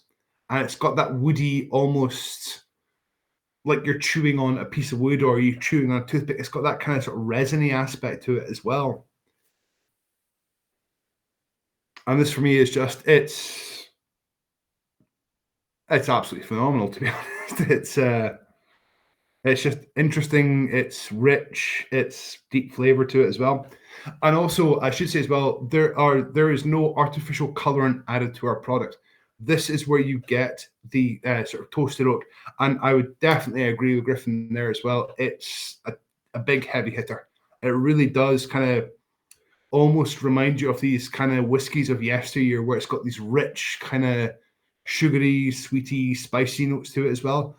And so I was, when I was doing my degree, I studied in Aberdeen, and I did a field excavation for archaeology in Alaska, and somebody introduced me to the cinnamon chewing gum you guys have. I don't know what it's called. Big Red. And it kind of reminds me a wee bit of that, but it kind of like it's been left out for a bit of time, so it's kind of lost the spice a wee bit more than else. But there's still that kind of gets everything going. And this for me, if I had to kind of put this dram somewhere in a flight, I would put this dram as a middle dram because it kind of kicks the palate into gear again. You've had a couple of drams and you want something just kind of reinvigorate things, just put a bit of fire back in it. And it's also coffee stills as well. And so coffee, of course, is not your pot stills. And it's got this really interesting and unique flavor to it more than anything else. And with the drams that we've tried so far, the grains that we've tried so far, it's always this kind of different, unique, and interesting style of spirit coming through as well. I don't know if you want to read the tasting notes, James. Yeah, and I think everyone's enjoying just the nosing. I put a link in as well of some awards that it's won. It was very highly regarded here. We haven't heard a lot about this whiskey. I think a lot of people bought it and put it away. I don't think a lot of people opened it and drank a lot of it. Some people here might have tried it before as well, but it was a black label grain whiskey. It might have been one of the first ones, at least we saw in America. So it was very unique.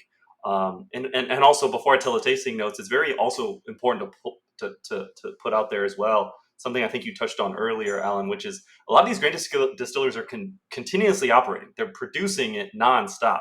I think it was Invergordon. Yeah, Invergordon, I think, is actually increased, but as of a few years ago, it was 40 million liters per year. 40 million per year. And they're looking to modernize and be more efficient to put out even more, or be able to cut that down and minimize their waste. And then with North British, a few years ago, they were bringing in 3,300 tons of maize a week from France, each week, with a smaller amount of barley. And I think, as Alan mentioned, that's increasing now and it's quite changing. But just the sheer fact that they're putting out so much spirit, the fact that these are this nice, like this amazing, is quite intriguing. Okay, so tasting notes with the Port Dundas G6.9. You guys will laugh when you hear this because I think it's probably some things that you've kind of like pulled out, because the nose on this is much more evident, I think, than some of the other ones. It really just jumps out. We are fermenting strawberries with vanilla beans, orange peel, almond extract, fresh mint leaves, and not to forget plenty, and we mean plenty, of Spanish-style rum from the likes of Panama or Venezuela. On the palate, neat, simple but delicious, like moist banana bread drizzled with a warm salted caramel sauce. We were careful when adding water, but wow. Imagine sitting in a mahogany and cane deck chair on the porch of a plantation house listening to the relaxing evening chorus of the whistling frogs. That's what came to mind. So I don't think the whole tasting panel came to the same conclusion, but someone said this is the name. After 36 years in an ex-bourbon hogshead, we transferred this whiskey into a second fill toasted oak hogshead. I'm sorry, I have two people here laughing as I say that. But I think a lot of the notes are actually like really jumping out. It really makes a lot of sense. I don't know if I agree with everything. I don't know if you all agree, but some of the things you could really like nod your head and be like, yeah, I can see that. Yeah, the rum comment stood out. When I first tasted it, it reminded me of like a rum-finished whiskey, which I typically I'm not the biggest fan of, but I really like this one. I'm thinking back to just, Alan, you mentioned this is, I think you mentioned, yeah, kind of like Blair Athol, and it really is. It's a very, I'd believe it if you told me this was a nice Blair Athol. Well, that's one of the great things about it, is that it's kind of got that woody spice to it. And for me, personally speaking, I've never heard whistling frogs. I don't know if anyone else has. If you guys have, then I'm intrigued to know like what that sounds like. But I mean, for me, the thing is that this stuff here is really unique and cool. And this here, for me, it's one of the reasons why I enjoy doing things like this, where, you know, this is a whiskey I've never tried before as well. And it has that immediate, for me, it's got that wonderful kind of kick to it as well. And it's got that nice link for me. It's got that really interesting kind of flavor to it, but it's also got that interesting nose to it more than anything else. And G6, and with all of our grains as well, has all these different sort of flavors, different notes, different textures to it as well. So the awards that James was talking about as well, it's the San Francisco Spirits Awards, I believe. I think that won double gold, but I may be wrong, however. But we do have a few of the other whiskies going up for awards soon, I think, as well. But one of the reasons why I love this is that this is a grain spirit. So like James was saying as well, this is something that is produced 365 days a year, 7 days a week. If you go around, it's really good. Oh yeah, I mean, for me, it's one of these things where it's really interesting, where the smell just keeps on clawing its way out the glass.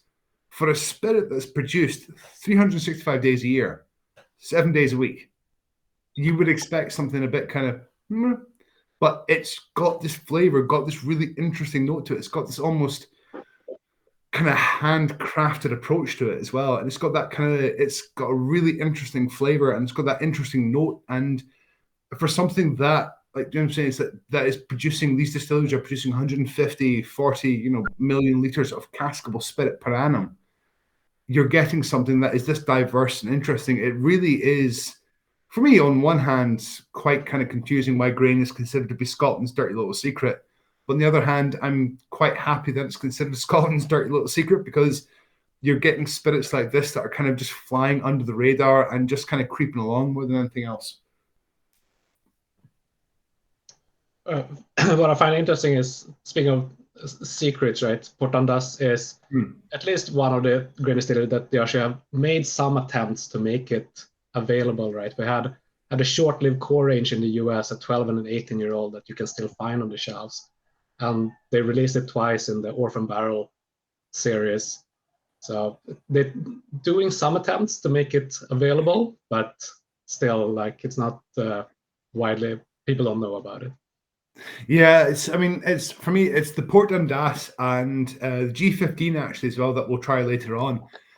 And there's a few other ones like Bailey Nickel Jarvie. That's kind of, the grains are getting a wee bit of traction now, but it's mainly due to people like yourselves, like everybody here, who are wanting to try something different, who've had Glenmorangie, Glenfiddich, Glenlivet, Lefroy, all the big names, and they're wanting something a little different more than anything else. And for me, this one here, out of all that we've tried so far, this is the first whiskey, apart from the North British, for me personally, because I'm local, I'm biased, I have to, of course, love North British because it's about 10 minutes away from me. This sits well in the glass. And what I mean by that is it coats the glass, it coats the palate, it really works well more than anything else. And you're getting that kind of interplay of flavors. I don't know if we're wanting to move on to G10 now, G10.14. What I would say as well is that you're under no obligation to finish these drams when I finish talking about them more than anything else. There is no rush with this. We're not in university. This is not Freshers Week at the end of the day as well.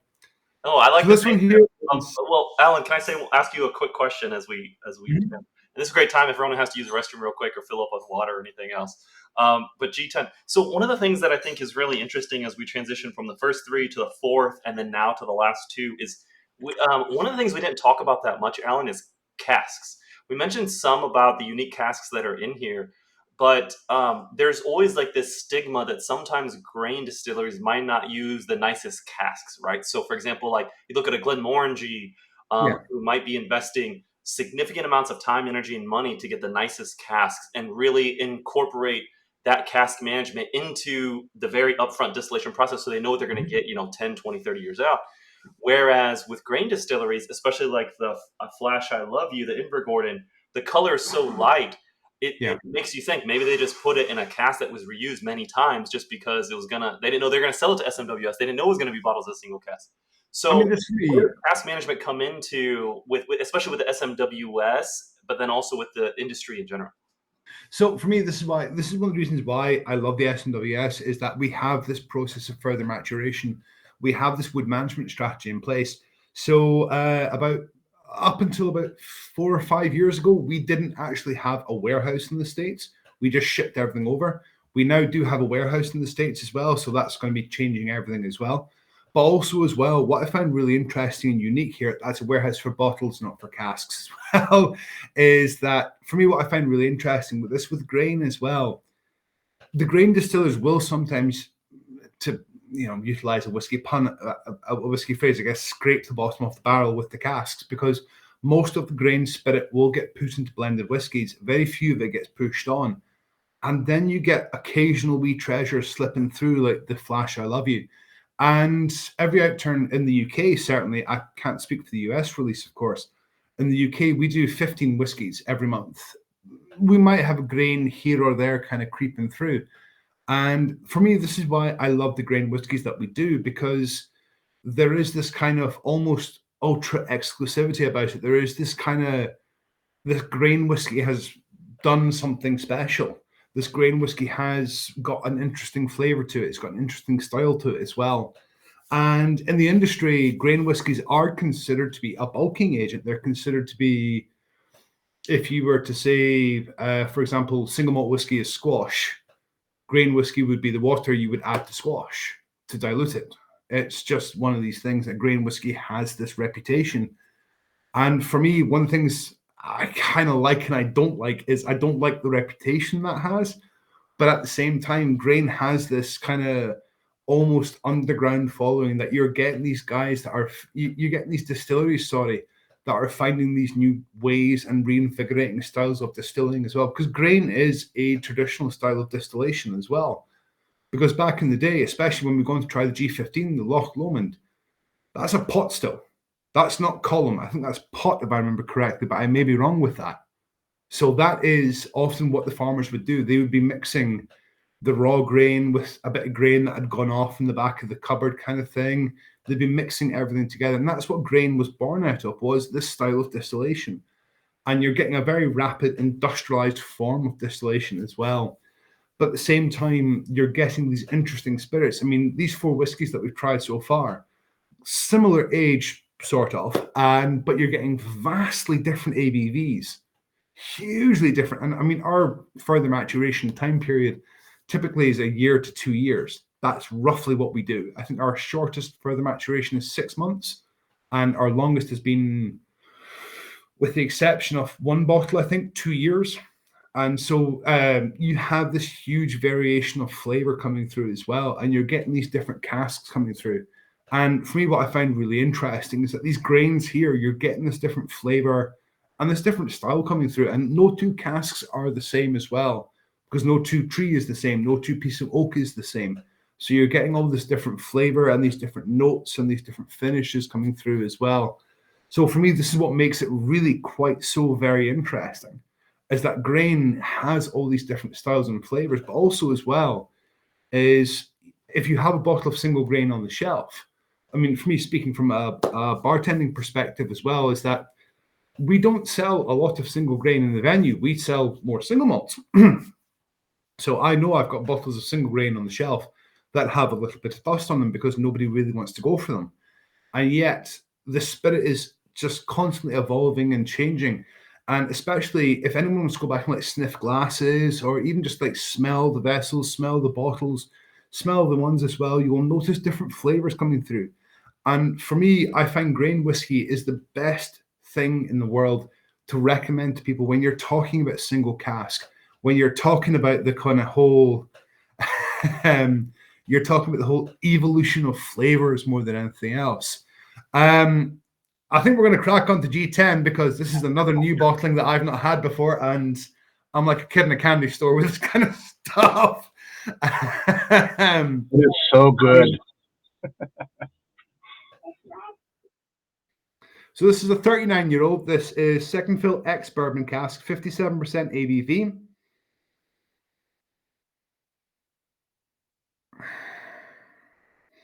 Often, Jeff, grains you just won't see in a bar because they just don't recommend them more than anything else.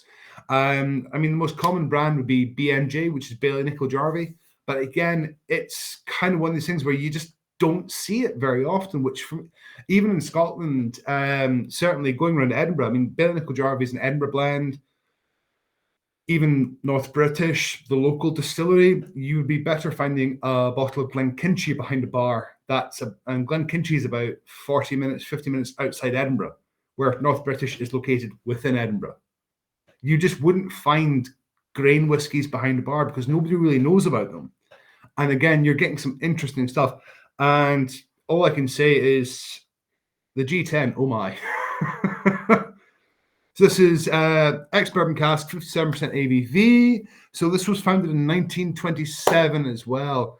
And for me, this is what I really like about it, is that this is a distillery that is owned by Pernod Ricard, and it is the Strathclyde distillery. Now, Strathclyde is really interesting. So Strathclyde is a really unique little beast. So we have a lot of Strathclydes that are coming to the society at the moment as well. and it's consistently producing really great malt as well. And if anybody is a member and they're over in Glasgow on September the 17th, come see us at West Brewery, because we're doing a big 5-dram vaults collection and 3-course meal tasting in a brewery. So I can actually say I'm helping to organize a piss up in a brewery. But also as well, for me, it's great because if you go to the West Brewery, you actually have the Strathclyde distillery across the water. It's located in the Gorbals area of Glasgow.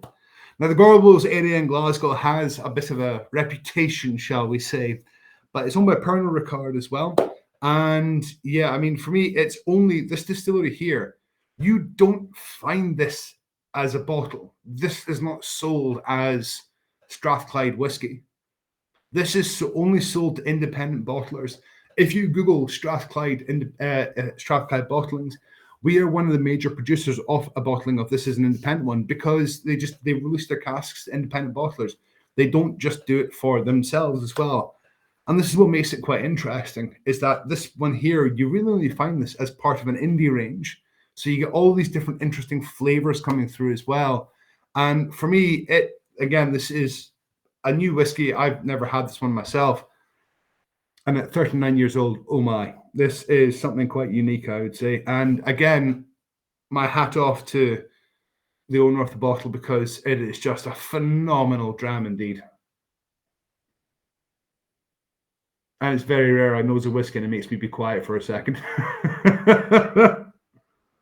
Yeah, definitely special. Definitely has like those really old, like, you know, I mean, it was a segue from the question that I asked about the wood management, because a lot of times when you get to the really old whiskeys, the wood is bring on all this fruit element to it. And there's a lot of fruit that's in this that comes out that's really unique. I won't bore you guys with the tasting notes, because I couldn't find the tasting notes for this one. It's actually really difficult to find some of them because of the tens of thousands or however many bottlings that SMWS has. But on the label, all it says is combine. First of all, I saw some of you say, thank God he's not reading the long tasting notes. However, combines varnished wood, maple syrup, blow-torched satsuma, fir tree, essential oil with a burnt sugar old-fashioned cocktail. Truly tempting. That's all. That's like the minor tasting notes versus the main tasting notes on the label there. But yeah, I'd love to hear what everyone thinks about the nose and the taste and everything. It's dreamy. That's the best way I'll describe it right now, Alan. I mean, yes, to me it's very identical old-fashioned taste, less sweeter. And the flavor note-wise, not flavor and taste-wise, have you ever tasted that non-carbonated Coca-Cola or Pepsi? It's, to me, a little bit remind of that kind of character. Like flat when you leave it out? Yeah, just open the bottle and then release out all the gas, and then just taste it. Those kind of flavor note in here. The meaning is all a kind of fruity flavor, and whatever we can imagine into this cup. That's what I'm thinking.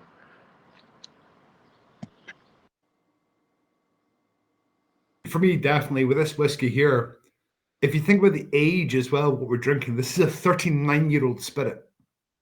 This doesn't, for me, taste like a 39-year-old whiskey, because this does not taste like a 39-year-old single malt whiskey, because it's not smooth, not luxurious. There's no richness to it. It's very feisty. Kind of, for me, I can feel it on the back.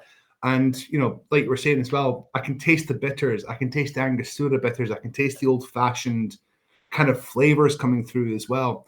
I can taste that woodiness to it. And it's got that really nice kind of almost chewiness aspect to it as well. And for me, this is one of the reasons why I'm a huge fan, like I keep saying, about these grain whiskies, because all these whiskies are different. All these spirits are unique and independent at the end of the day as well. And you're getting all these different styles. And for me, G10 is one of the most interesting distilleries out there, both single malt whiskey distillery and single grain distillery, because they don't sell their product on the open market. Their product is primarily for blending at the end of the day, apart from the few independent casks that they sell, which we are one of the biggest acquirers of. And this is what makes it really unique and interesting from that aspect as well. Now, wait, Griffin said something. Who said that? I think it was Griffin. By the way, all of these bottles and then some, as Alan, you probably know, a lot of them, have been bottled like years out now. You can find them at auction very cheap. They are very cheap at auction. Oh yeah. The Chardonnay flavored wine gums, I think I paid like £40 for at auction. I think that was even cheaper than what it sold for. And that just tells you, like, again, I'm glad you guys are interested in coming to a tasting like this, because it does like change your perception about like, what will you drink the next time? It probably will be a single malt of some sort, but I have some single grains that I think are fantastic. I like them a lot more than a lot of the single malts that I have, but I wouldn't give them to just anybody because they're probably, there's a stigma with it. And someone also said, maybe it was Jeff at the beginning, the whiskey-based ratings. The whiskey-based ratings, I think, are always going to be bad for grains because people always associate it with single malts and they're comparing it like this isn't the same. But you got to drink a lot of grains to really like get the flavor dialed in, like get your nose and palate dialed in. Then you're like, well, wait a second, this grain is like light years ahead of this other grain. It's hard to do that when you have like one every once in a while. And Alan, I think that's the issue, is like there's just not enough out there. I mean, how many grains do you have at the bar in Glasgow? And how many? And even Jeff asked, like, how many do you guys sell? Do you guys even sell a lot of it? I mean, I would say we probably sell about 4 or 5 drams every couple of weeks. But for me, what I always say to people when they're trying grain, also when they're trying stuff like, so we've just done our first cask of Mira. We've done Brooklyn as our first cask as well. We've done a few different kind of world distilleries and grain distilleries as well. What I always say is that people who drink single malt Scottish whiskey and say this is the best spirit on earth, I agree with them. Scottish single malt whiskey is very good. But at the same time, we've been distilling since the 1400s. We have a head start on everybody. Whereas grain's only been distilling that wee bit of time. You know, everybody else, we have a head start on everybody for distilling. So for me, what I always say is that when you're trying this kind of whiskey, I mean, for a spirit like this to be being produced this way and this quality more than anything else is interesting. You've got a really unique flavor more than anything else. Now, I'm going to play a little thing with you folks as well. So we're going to try the final dram. This one here is quite unique. And I'm going to let everybody try it before I tell you about it. Because I actually use this whiskey in most of my tastings at Bath Street.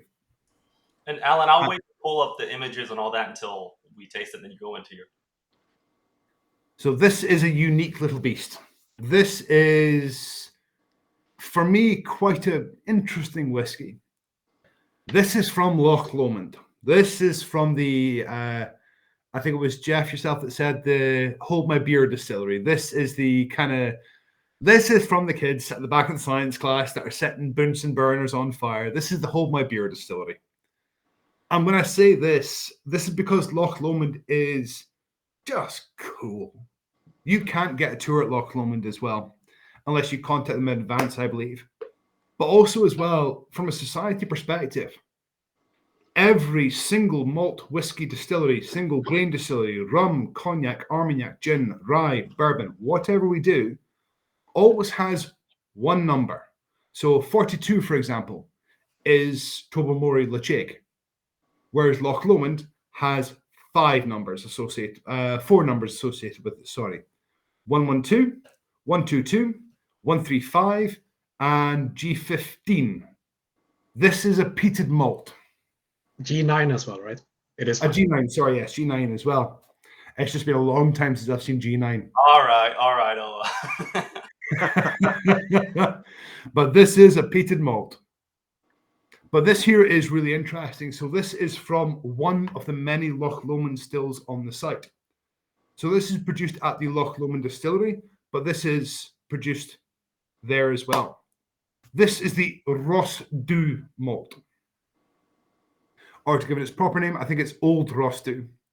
However, Ross Dew is not released commercially. I think they stopped producing somewhere around the 2000s. Yet this is a 6-year-old malt. So this, I think, I can't confirm or I can't deny this, but I think this is probably what I would refer to as a specialty malt. This is something that's been done for us more than anything else. So they were distilling from 1960 to 2000.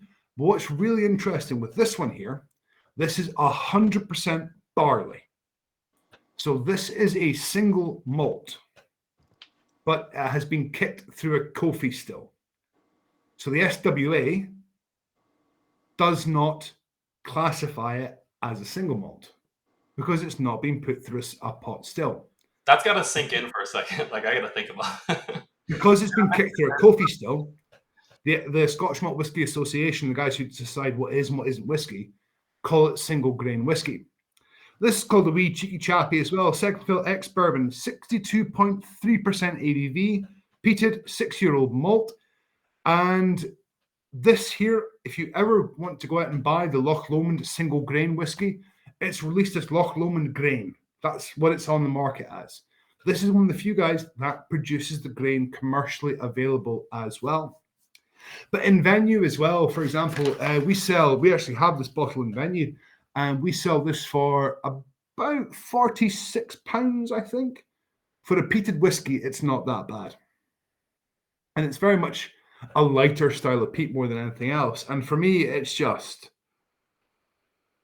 got that wonderful earthy, farmyardy loaminess to it as well. And this one here, one of the reasons why we decided to end on the G15 is it's got a wee bit of kind of claws at the back of the teeth. But once we've tried this one, once we had a wee sip of this one, especially if this is anybody's first time trying grain whiskey, go back and have a wee sniff of the other ones. Go back and have a wee try. Go back and have a wee sniff of the bottles almost. You'll notice some different flavors coming through. So when I was first introduced to peat, I was introduced to Lafroig, of course, and I woke up about 4 hours later feeling like I'd been licking an ashtray for about 3 hours straight. This one here, however, is a much more gentler style of peat. It's got that kind of hickory, barbecuey, farmyardy smoke to it for me, anyway, personally speaking. But it's got that well-rounded aspect to it. And this here, it comes from a distillery. Loch Lomond is such an interesting place. And we had the rep for Loch Lomond kind of do a distillery visit, and it was really interesting. And also as well, like with the Loch Lomond as well, they do these different kind of styles of malt as well. What's really interesting with that as well, sorry, reading Griffin's comment there, is so distillery 135, for example, or even G15, you will see a couple of different colors associated with the G15 malt. Because sometimes it'll be peated, sometimes it won't be peated, sometimes it'll be spicy and sweet, sometimes it'll be spicy and dry as well. So we do play around with that aspect of the distillation as well. So while this is not a malt that we've specifically distilled, this is pretty close to what we've been looking for as well. I don't know if anybody has any thoughts, comments, or anything, or... Well, how about I go through the tasting notes? I think there's some in here that everyone here will pick something out and say, yup, that's it. Because it is, this is the one, we saved it to the last, obviously, because it's peated. But even if it wasn't peated, Loch Lomond is very complex. It's very difficult to get your head around. They could write a whole book just on all the different types and whatnot. Okay, tasting notes. The nose wafted herbal, slightly medicinal smoke. Menthol, mint, and eucalyptus. Garden bonfires, pine resin, and manuka honey on burnt toast. The palate had an endearing, cheeky chappy youthfulness. Wood smoke, tree bark, light tar, and licorice. Refreshers, lemon and orange sweets, candle wax, coal dust, and leather boots. With water, which is probably a good idea for this one. This one is 62.3%. With water, the nose became more maritime. Terry driftwood, lobster creels, and storm-tossed seaweed at high tide. Also black tea, cereals, and vanilla custard slice. It's kind of like Tale of Two Worlds. The palate now had a pleasant tart and sweet balance. Old English spangles, apple sours, anybody? Lemon tea, and a lingering depth of peat smoke, chili, and ginger. So apple sours is kind of like Haribo Tangfastics, if you guys have them. Kind of sort of sour sweets, almost like sour sherbet. And for me, it's got that kind of, it works for the palate. And this is what I find really interesting about this. This is a 6-year-old malt. And then if we think back to the whiskies that we've tried as well, the 39-year-old, the 38-year-old, this kind of stuff, you're still getting this vibrancy of flavor more than anything else. And this one here reminds me personally anyway of Arbroath Smokies. So if you're ever in Scotland, try an Arbroath Smoky. It's smoked mackerel. And it's just really kind of big, greasy, and I guess the best way I can describe this whiskey, and it's not a very appetizing way, I must say, to describe this whiskey, is I describe this as a dirty whiskey. It's very raw. It's very kind of, this is what I can imagine somebody distilling in their backyard, moonshining, kind of illicit distilling, a very kind of raw, basic spirit as well. But it's got this kind of interesting flavor coming through as well. And this is what shows you about almost peat as well, because peat's chemically a very interesting thing, because peat varies from whiskey to whiskey, from distillery to distillery, from age to age as well. So you're getting this huge variation of flavors coming through. And this is what I particularly enjoy about it, is that you're getting, especially with grain whiskey as well, even like the 6 drams that we've tried here tonight as well, you're getting all these different flavors coming through. You're getting these different styles coming through as well. And you're getting these different notes as well. And you're getting these different flavors. And for me, this is what I particularly enjoy about it, is that the grain is an interesting spirit at the end of the day as well.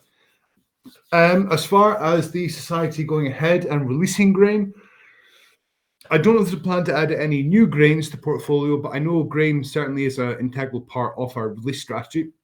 So there will be some more grains coming, fingers crossed, because it's a very interesting spirit as well. I don't know who mentioned it, but somebody said they'd tried the Japanese grain that the society did many years ago. That was the Nika coffee malt. And very jealous because I never got a chance to try that, but I've heard good things about it as well. But for me, what's really interesting with this here is you're getting some interesting flavors coming through. And this is what I really like about it, is that even if you take the 6-year-old and compare it to the 39-year-old, both of these whiskies have flavor. Both of these whiskies have styles as well. And of course, if anybody is a cigar smoker, not that I condone smoking, of course, well, I have to say that, of course. But of course, this kind of stuff, it goes well with that kind of sort of, smoky acridness, but also as well, it's got a slightly sweet rumminess to it, almost some of these grains. But the G15 as well, they've got a huge plethora of different flavors to play this out as well. And just to agree with Jeff as well, like I remember when I first tried this whiskey, this for me struck me as a young Isla, a young kind of TCP, Germalini, Kaolila kind of Ardmore, almost just a wee bit peaty, a wee bit smoky, a wee bit kind of just, yeah, this is a good dram. But I mean, for me, it doesn't have that kind of sort of shellacky acetone. But again, this is because this is 100% barley. There's no other grain in this. So the other 5 spirits we've tried has been malted barley and unmalted grain. This one here is 100% barley. So this here is a malted barley pushed through a grain still. But it's not overly peated. It's got peat there, obviously, but yeah. See, I don't get the Isla type style of peat on this. I don't get any medicinal or iodine or brine or anything. It's more of a smoke, more of a heather type, sweeter peat. It's got that kind of almost nice, almost like seafoody, almost kind of sort of smoked prawn, smoked fish, almost like smoked salmon for me. Anyway, but what I really like about this is it's got that kind of greasy, dirty sort of. It's very good. Sits there, and for me, what I really like about this as well, if you compare this to the other ones that we've had, like I was saying, this is 100% barley at the end of the day. This is not malted barley and unmalted barley. This is 100% malted barley. So this is a single malt that has been pushed through a Kofi still. So again, this is why it comes into the grain perspective more than anything else. And it's why I will now probably start referring to Loch Lomond as the Hold My Beer Distillery, because I love that expression, I have to say. I will be using that in work as the Hold My Beer Distillery, I have to say. I love those guys because they do some of the wackiest stuff. Oh, they have that hybrid where pot column thing that they do. And well, they were the first guys to introduce the Lomond still. And what I really like about it is that, I mean, the Lomond still technically is an illegal still. It's under the SWA, it's not allowed. But they were using it before the regulations were introduced, and they just kind of went, yeah, it's fine, go on, you can use them, go on, be scamps, you can do that. What I really like about it as well is we had, we have all these different numbers for the Loch Lomond product, and it's got all this different flavor and texture coming through as well. And it's got these different flavors. And two of the major grain distilleries that were being released at the moment is G10 and G15. These are the two guys that we're getting a lot of in the UK as well. And for me, it's what I've really found quite interesting is whenever I do tastings in venue, I always try and slip in a grain whiskey and not tell anybody what it is, just purely because I introduce it as a mystery malt at the end kind of thing and not tell anybody what it is. And they'll be trying going, oh, this is great, this is amazing. What is it? I'll say, oh, it's a 30-year-old spirit. Really? And like, yeah, well, that's the price of it. I can use it in tasting, and they'll be enamored with it because it's got this different flavor and style more than anything else. I don't know if anybody's got any other thoughts or anything for it, or that's like the best 6-year-old whiskey I've ever had. A lot of them are just kind of like fun. You throw it in at the end and see what happens, but the balance on it is really surprising. I'm kind of upset because I criticized Olaf. You got to talk about this bottle because when he bought it, I was like, I'm not interested. It's like a 6-year grain whiskey, peated. It was $90 USD when it was sold. It's fantastic. It's amazing. Balanced. Super balanced. I hate yellow. So when I taste first time, I feel like iodine, but I was not so sure. So I want to clean my palate. I went to my refrigerator to clean my palate with ice, and then someone talked about that this peated whiskey or whatever. But this thing to me remind me last year's special edition from Arbeck, like little bit lime zest, and then peated. Usually peated, but the peated thing feel like iodine, whatever, and the sweetness is really great. Just if I do the blind taste, I would say this is Arbeck. Not usual Arbeck. There's a last year edition for some distillers edition, something like that. Yeah, one of their lighter peated Ardbegs. Yeah. Dramful had a good lightly peated Ardbeg that's coming out soon. It's very similar. Certainly better than Wee Beastie. Yeah, definitely. I get a lot of Wee Beasties recently, way really better. Great. Yeah, Wee Beastie. Go ahead, Eric. I was gonna say, like, I get a lot of like smoked fish, like the idea of like smoked mackerel, like really comes through here. It's not like a hot smoke or a really fiery smoke. It's more of a softer smoke with like the fishy elements to it. It's really nice. I do wish, Ardbegs, when they do their warehouse tasting, sometimes they'll have like a smoked mussel with it, and that would pair very nicely with this. Mm. Definitely. This video platform, I guess one of the issues is it doesn't show who's talking. Who was that? Was that Griffin? This is Griffin. Oh yeah, hey Griffin. I thought that was you. Okay, cool. I can put my sister's. She's gone away now, so maybe I don't need to hide. No, it's all good. Very video conscious. It doesn't show. It doesn't. At least I'm not seeing it. Who's talking when they say this? Oh, got it. I just want to make sure. This is Jeffrey. I was the one who mentioned that I had the Wee Beastie recently, and yeah, this one blows it away, in my opinion. I was kind of let down by Wee Beastie the first time I had it. I haven't gone back to it. And they also had a young for discussion only recently. I don't remember what it was, like an 8-year, which was also a bit of a letdown, I thought. I love Ardbeg, but it's kind of a tangent. I think they're getting a little crazy. They have their cryptocurrency version. I thought Fermutation was a little, again, another kind of a letdown, but there's some really good single cask Ardbegs out there at the same time. It's definitely Ardbeg's definitely a tangent, but 25 years ago they got bought for 16 million pounds. And they just sold a single cask for that much, yeah. 16 million pounds. Yep. Yeah. With inflation, it's still a good return. Right? That's unbelievable. Was it a 49-year or something? 40-something year. Yeah, good return. Olaf, what do you think? This is your bottle. Thank you for contributing to the tasting. And as everyone knows, every tasting we ever do is all at cost. The 2 black label bottles raise up the cost. This is a pretty cheap whiskey tasting compared to the other ones we do. I think one of the more pricey ones was the sherry. We did a sherry 29s, so sherry Lafroigs with Alan. That one was obviously, like all over the place depending on demand. But with grain whiskey, they're so cheap. But the 2 black labels kind of put it out. But Olaf, that was your bottle. You bought it. I remember when you bought it. What do you think? I liked it. It was intriguing. I mean, I bought it for its uniqueness, right? It was like this coffee still 100% malt, peated. Kind of everything is different. So, no, yeah, it definitely drinks like a malt whiskey, and I thought it was also tasted older than what it is. Yeah, I must say I'm very happy that G6.9 is your bottle, because that means I have a full bottle for myself. That was, we both bought that bottle and we knew it was going to be good. We both really like grains for a long time, as everyone can tell.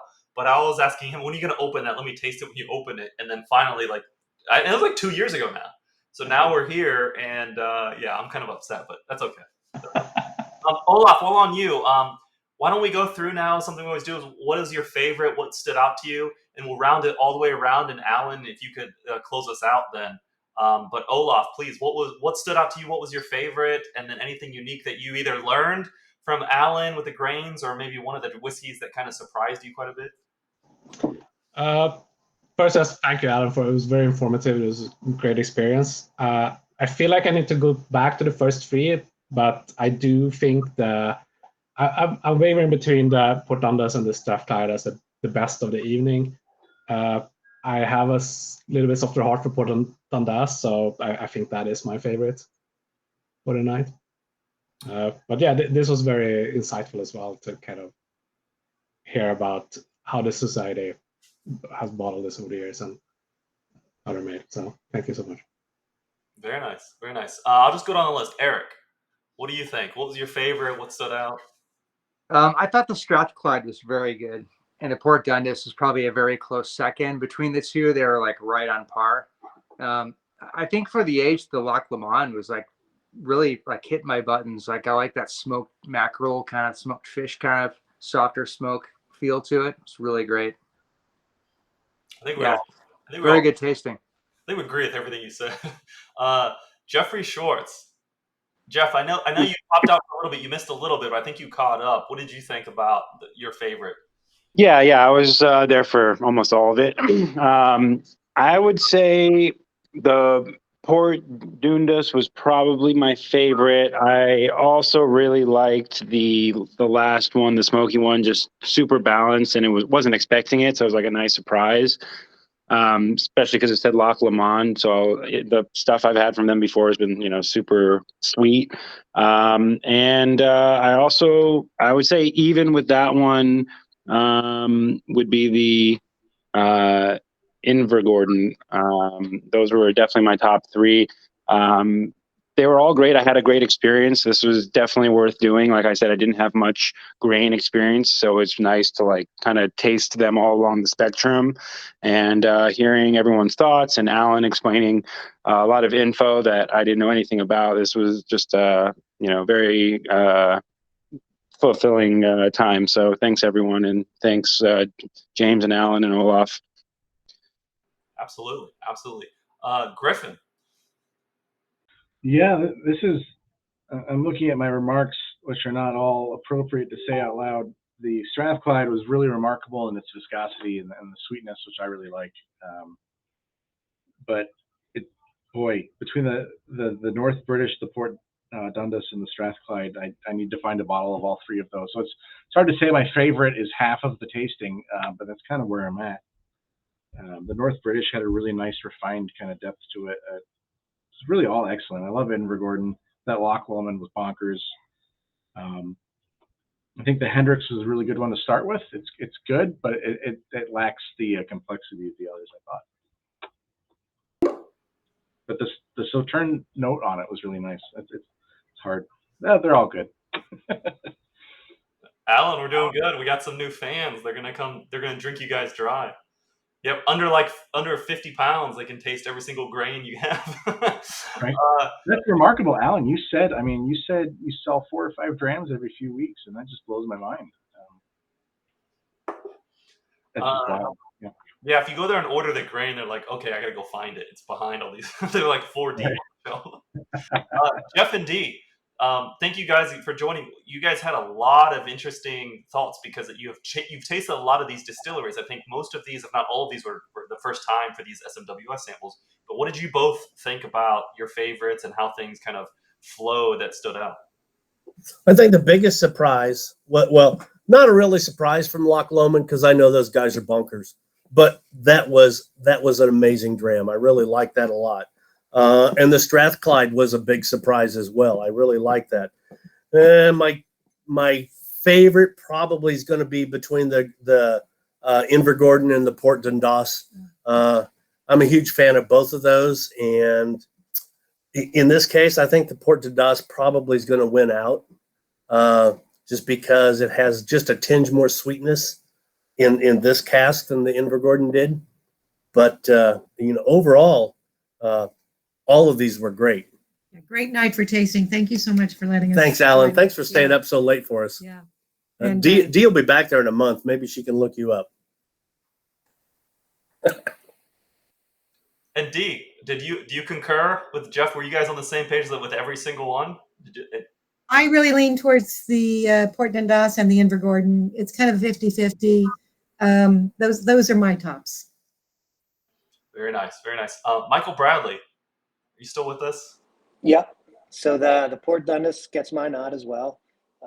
Just that kind of hit all the notes that I like. I think the Invergordon was probably the one I thought was the most interesting to taste. But yeah, so Port Dundas gets my nod. And just overall, these were all interesting and fantastic, and it kind of took me back to those in-person tastings that I missed so much. So thanks to you guys for putting this on. This was fantastic. Yeah, I was going to say I've done tastings here in the U.S. with Ben Diedrich, right before COVID, and it was great.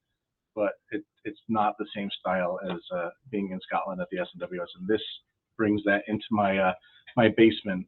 So I really appreciate that. Definitely. And we're all good friends with Ben and Jenna and Tom and the whole team and Zach and everyone. Akion, what about you? I know you had some technical issues early on hearing us, so hopefully I think you got caught up on the second dram, but what did you like the best and what stood out? That I think there's a very tricky question to me, is because what I think is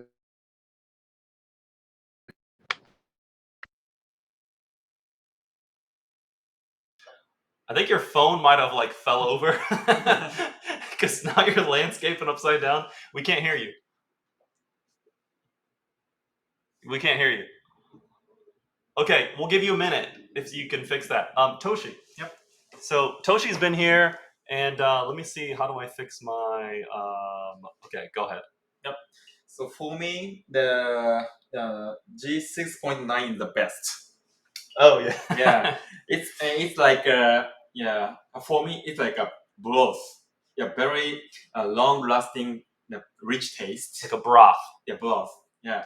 And yeah, and at the end, so I could feel the strawberry jam. Oh, strawberry jam. Yeah, it is amazing. And yeah, for me, so basically, so I love malt whiskey, but the best one is the long aged grain whiskey. Actually, Oh. yeah, very easy to drink, and also at the same time, I can feel the very rich taste.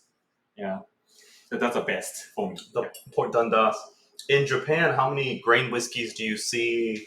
Actually, the most famous one is the most popular one is the Chita. Do you know Chita? Oh, yeah. But actually, so malt whiskey is the much popular in Japan. But yeah, for me, the long aged grain whiskey is the best. Yeah, I usually see a lot of Cameron Bridge in Japan, single cask that are really old, and a few others. Cool. EJ, you have any favorites? I do. Okay, so we'll move on from EJ. All right, so Akion, if you're still there, you can chime in. Otherwise, I think we lost him. I think his phone. He dropped his. I don't know. You guys saw what happened. His phone fell over and is gone. Okay, so I'll ask Alan to close out. But for me, my favorite, unfortunately, was the same as all of you. The Port Dundas. It's actually very good. I try to use no bias whatsoever, but it was just aged really well. The color, it's one of those classic things where you can say that the color does influence the way you nose and taste. It definitely does. It was just very alive. It was just very special. Even in a single malt tasting, it would stand out, and certainly one that I'll think about continuously on this. Before Alan, I ask you to close out with your last thoughts and kind of what you take away. Thank you again for hosting. It's always very insightful to hear your thoughts, your passion, your expertise, as you see hundreds of people every day with hundreds of different whiskeys, and you see their remarks, both novices and advanced drinkers and everyone else, and you get to explain to them kind of what whiskey is and that whole journey. So thank you so much for having that. I do want to plug really quick that it was very interesting that a lot of us like the two black label, the Strathclyde and the Port Dundas, because the next tasting we're going to do with Alan in the fall is going to be a SMWS black label tasting. So black label picks one from each region, plus the islands. If we can all argue over if that's a separate region or not. But that'll be the next one. So you guys are all on the email list. You'll get that. And I'll post on Facebook and all that. But Alan, can I pause you for 1 second? No, never mind. Okay, Akilan, he's having issues. Okay, Alan, thank you for staying up late, for all your expertise. We'd love to have you just out and bring this grain SMWS tasting to a close. Just a couple of things. First of all, thank you very much for having me on. Tried some awesome whiskey as well. For me, it's the stuff I hadn't tried before. Just everything was just fantastic, interesting, different flavors as well. Griffin actually made a comment about Halloween tasting. The G1 was actually what I used for one of our Halloween tastings, where we did a which whiskey's which, where one of our ambassadors would tell the truth, one of our ambassadors was lying, and the customers kind of had to figure out who was lying, who was telling the truth as well. I like that. That's great. It was fun. It was fun. But for me, I really think this is just a fantastic, different part of the society. It's a different, unusual flavor more than anything else. I'm just going to chuck my Instagram thingy and my email in the chat as well. If you guys have a sudden thought of any questions or anything else like that, I work in hospitality. I keep odd hours. So if you have a question, email me, Instagram message. Sorry, I'm not a big social media person. So just chuck me a wee message or something like that. Then I can help out no matter any way possible as well. Also as well, if you guys are coming through to Glasgow as well, just let us know. We'll get you a table sorted out more than anything else. There will be a table and a dram waiting for you. You probably will hear me from some point in the venue somewhere because I don't really have a volume control button, I would say. But also as well is I think somebody mentioned 53 tasting as well. So at the venues, we actually have what we call living casks. These are casks that are maturing on the bar. At the Bath Street venue, currently we have a Glenlossie that is in a third fill X dark beer cask. We have a Ben Nevis that is in a XPX cask, that's young. And we also have a Kulila 53 that is in a Amontillado sherry cask as well. So it's the first time we've ever done a Kalila in an Amontillado sherry cask as well. So it should be quite interesting, quite fun as well. Those are all in Glasgow? Pardon? Those are all in your Glasgow bar? Yes. Oh my gosh. Mainly because it's, what do you want to put in the casks? And they kind of let me run loose on the lists and go, okay, I want to put this in the cask and see what happens. But Charlie and Chocolate Factory kind of thing. But so this is my Instagram, my email. Any questions, any queries, please don't hesitate to ask. I always encourage people to ask away no matter what you think more than anything else. I will probably, as you can probably see, it's getting on a bit, so I will sign off for tonight. But first of all, Olaf, thank you very much as well. It's been fantastic trying some whiskies as well. Again, with everybody else that's bought was James as well. Thank you very much. And it's just been amazing trying some good whiskies as well. And of course, coming on, having a wee chat with you guys as well. Also, as well, what I would say is that Bath Street, for example, where every Tuesday we are a non-members bar, so you can come in. There's a non-members bar in Queen Street that's open Tuesday through till Sunday as well. Leith is still 100% members, but we can accommodate you guys no matter where you are as well. We can get you guys sorted out. So if you are coming across, come see us in Glasgow, come see us in Edinburgh as well. For me, personally speaking, it's one of these things it's a bit of a corny expression, but I genuinely love my job because I get to try some awesome spirit and some really unique product as well, more than anything else at the end of the day. So I will probably wish you guys a good evening and I will head off. It's been an absolute pleasure having a wee chat with you guys and I will see you guys soon. Sounds good. Thanks, Alan. Thank you. Good, guys. You drop over. I'll stop off the recording, and anyone wants to hang out for a little while longer, go for it. But yeah, thank you, Alan. There he goes. Cool. I'm gonna